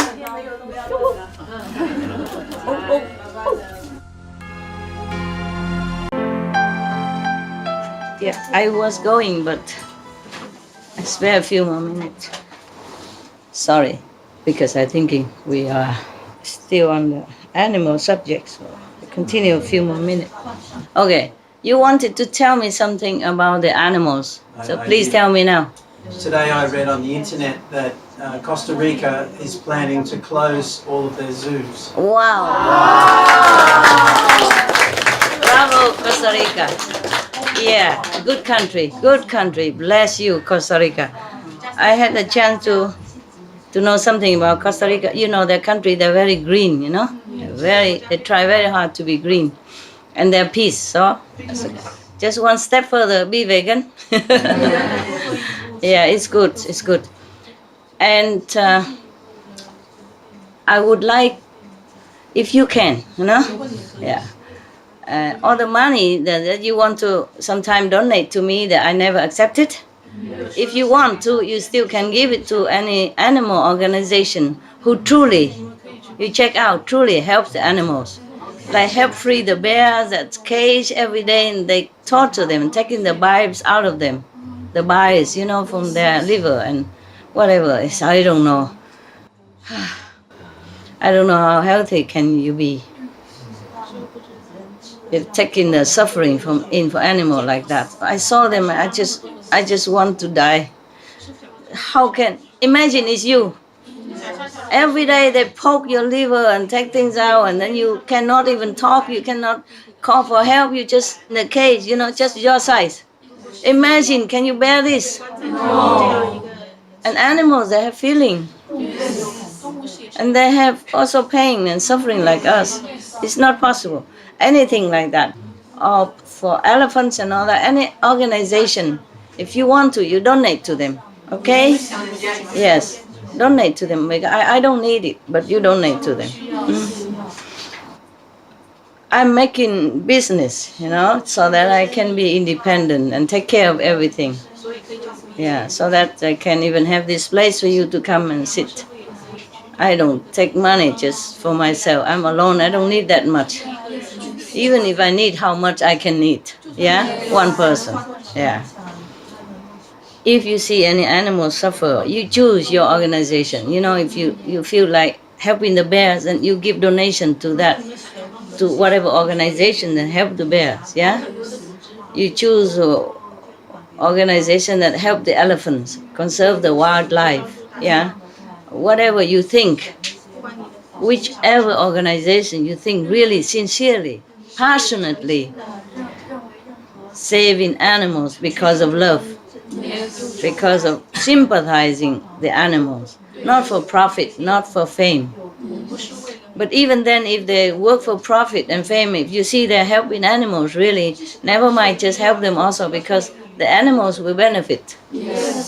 And doesn't matter about their egos, if the animals benefit. And you have to see it, okay? Don't waste your money on something that is, because you work very hard for your money. Even if you are rich, you have to work for it. I used to work day and night, you know, for different things at the same time, and do lecture and do video conference all over the world and writing books and, you know, and taking care of business, everything at the same time. So I know it is hard to earn money, okay? So don't waste it on things that is unnecessary. Give it to people, to animals who need. At least people can call for help. We also help people. I do all the time still. But animals, they're truly helpless.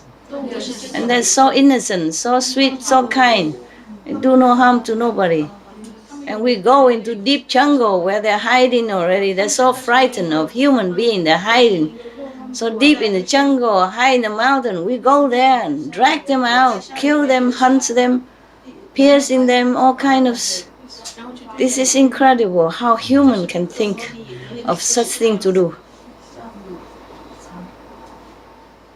Even if you have to die, don't kill animal to eat. What's the use of killing one life to save your life? Huh? Would you die in peace? Huh? No. So it's like that.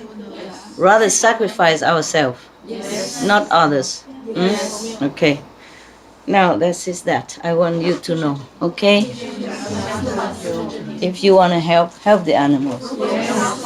We help also people in need, yes, but the animal needs also.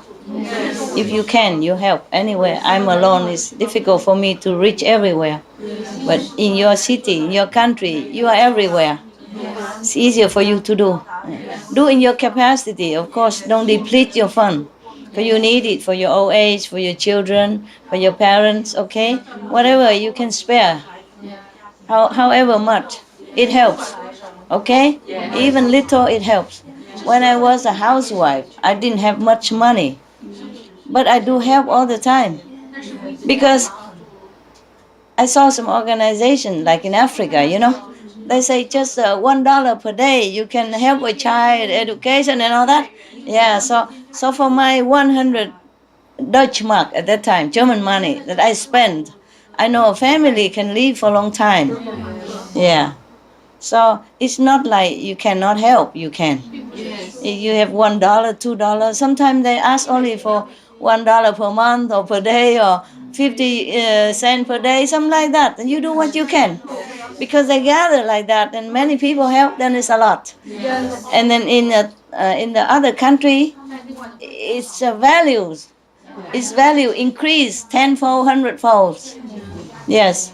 So sometimes we just spend a few dollars, but one child or one family can live for a week or a month. Depends on where. You see what I mean? Yeah. Frugally, of course, it's not luxury. Then they can buy some medicine and help some children in need. Or they can dig a well. They put money together and then they dig a well for a village, And generation after generation, they will live on that. So don't think that you have just little money, you cannot help. You can help according to your capacity, okay? Humans, animals. Just don't turn your head away from suffering. Do what you can, of course. And heaven bless you, of course. Yeah. But we don't do that for blessing. You have enough blessing. You're very lucky already. So even if you don't do any charity, you have enough blessing. That's for sure. But we do that because we love. We have to, even if we don't feel we have love, we have to build it up. We have to remind ourselves of the love that is inside sleeping. The more you do with love in action, the more that love will grow back and, come back to you. And then heaven also will lend their love also. Then your love will grow. Yes, like attract like, Yeah.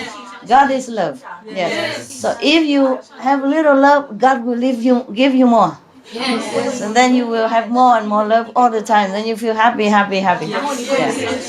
Okay? Yes. If you want to be happy, make others happy. Yes. Okay, thank you very much. Thank you all the heroes of our time. Thank you. Bố về ai nhỉ? Okay, never mind. Just come here in case you die tomorrow. Slowly. Everybody will get. Yes, don't worry. I will go to you if you don't come to me. Yeah. Okay, I love you guys. I love worker people. I love working people. Love you so much.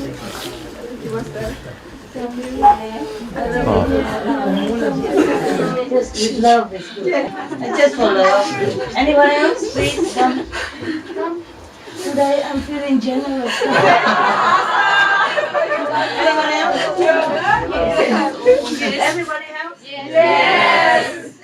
Thank you. Thank you, Master.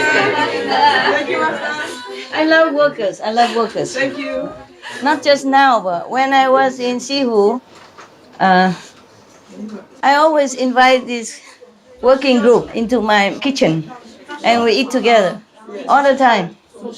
If you ask the old monks, they tell you. Yeah. And the one who works with hands. 不是手工而已. It's mostly it's not like intellectual kind of work. Yeah. They work like they're making lamps, they're doing the cement for the house or for the sihu. Yeah. They're doing woodwork, carpenter work, all kind of things. I always invite them to my kitchen and we eat together. I love people who work. 喜欢工作者， Yeah, because when they work, it's 会在工作中 they're very pure. 非常的纯净。 Even when I'm away, like I'm not here, I'm somewhere else in the mountain. Yeah, sometimes I don't have the best people. Some are really heavy karma people. But even then, whenever they concentrate to work next to me, I will feel good. Yeah, because they concentrate and their mind became pure. At that time, I feel very good. So I even tell them that. So whenever you work with your heart and your mind, I feel very happy around you. Yeah. But whenever they don't work and they start thinking 但是如果不工作， of some lowly kind of thought of, oh, it's... so if you work, you know, dedicate your body, your mind, 你的 your heart to a good cause, you purify yourself all the time. Yeah. And you make people like you more. Because your energy is good. People feel very comfortable around you. Yeah. And the more so if you unconditionally give, you know, because of love, because of wanting to help, because wanting to make people happy, then your energy is very beautiful. Your light shining. Yeah. That's why many saints, they're also working, like Kabir, you know, he continued to do his work. 卡比啊， Yeah, but he's a saint. Yeah. And even the princess, one of the princess, became his disciple. I think her name is Mirabai, if I'm not wrong. And she saw the master so poor, you know, doing handiwork every day, handicraft, you know, doing work by hand. I don't remember what he does. Is he a shoe? Huh? A shoemaker, yeah. A very hard job. Yeah. Before, they don't have a lot of equipment like now. Yeah. So he worked every day to earn his living. 都必须赚得这么 He has a wife as well. And he entertained, not entertained, but he welcomed the sadhus and the spiritual practitioners. They also flock to him. So he always have to even, whatever he earned, he have to give them as food. Yeah, the sadhu people, they don't have money anyway. So they come just eat for free. Whatever he earned, he give it out like that. Yeah. So it's not like he make a business to make money for himself. He lived poorly. He lived very simply with his wife. His wife is another saint. Yeah. I don't know why they don't mention her. I mean, they mention her, but just as a wife. Just a wife. Kabir's wife. Even Kabir's wife, but just a wife. Yeah. Yeah. It's good that I don't have a husband. Otherwise, he will steal my spotlight. You know, my lamplight, and I'm just a wife. Yeah. A husband's wife. A Supreme Master wife. Okay. Even the prince, they are very poor. You know, I mean, not rich. How much can a shoemaker earn? You know, and then they have to welcome guests and all that all the time because he's famous. You know, he's enlightened. Everybody feel attracted to him. So they came without invitation. So he entertained them, he feed them, no? As much as he can. One day he has no money. And a lot of sadhu. Sadhu mean monks. Yeah, wandering monks, they come to see him. Sadhu come because of his enlightenment. Maybe come to have initiation. And he has to feed them because sadhu, they don't have money anyway. Okay? So, and then he has no money, so he sent his wife to the grocery. You know the story. To get some flour for chapati. And the grocer, you know, the wife's beautiful. So he said, well, if you stay with me one night, then you have as much flour as you want. Oh, the wife was disgusted, run back and make tell the husband. And the husband said, oh, that's easy. Okay, come. I carry you over. Because it was raining. And he didn't want to get muddy, you know. So he carried his wife and said, "Here, give me a lot of flour now." And then the grocery man was scared because it was raining, but both of them not wet. Yeah, don't know how he did it. Yeah, so he was scared. So he said, "Never mind. It was just a joke. So please take the flowers home and entertain your guests." Yeah, they both okay. The wife also okay with that, even though she didn't want it. But if her husband says so, then she does so. Yeah. One day the man asked, "What for you have a wife if you are an enlightened master? Why you still need a wife?" So he says something like, she does everything I want, that's why. Okay? And I marry her, so she stay. Yeah. And I said, "Really? I never know any woman who just does anything the husband wants. Are you joking?" He said, "No, not joking." I said, "Prove it to me."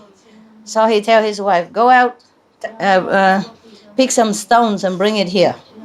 So she went out, picked a lot of stone, bring it in. He said, "Now put it on the pan and fry it for me." And she does just that. It's not to fry, but just to obey the husband, because also her master. Yeah. And so they're very poor. But one day the princess Mirabai came, and she saw that her master is so poor while she lives in her luxury. She gave him a precious jewel. Yeah. But he doesn't take it. So she said, I stuck it here under the roof, on the beam. Okay, whenever you need it, please use it, master. And she left. Long time after, she came back. He's still very poor. Because that jewel, if he sold it, he could make a fortune. Became rich or comfortable life at least. He's still doing his handy job and very, very poor. So the princess asked, "Master, what did you do with the jewel I gave you?" So he said, "It's still there where you put it." That's it, you know. So the master, they don't really care about rich and fortune. They just do what they have to do. Is it his destiny to do a shoe, to make shoes to earn a living? Then he just do that. There's no job too low, no position too high for enlightened person. Well, we tested already, huh? We are all enlightened. 11 steps to Buddha. Yeah, it's a long way. It was just a joke, but very, very cute joke, huh? Yeah, actually, when we think about it, dogs has many qualities that we don't have. Extremely loyal, loving and kind, protective, yeah, and always happy, always love you, always contented. Yeah, never complain. Not like your master. Sorry. Okay. Whatever it is, it's just necessary. Okay? I don't care to complain. Yeah. And if I do, so what? You know. My dog doesn't, so I balance it. Okay, ciao. Thank you. Thank you. Yeah, thank you. I really thank you for being good. Okay. Thank you. See you. Yeah. Ciao.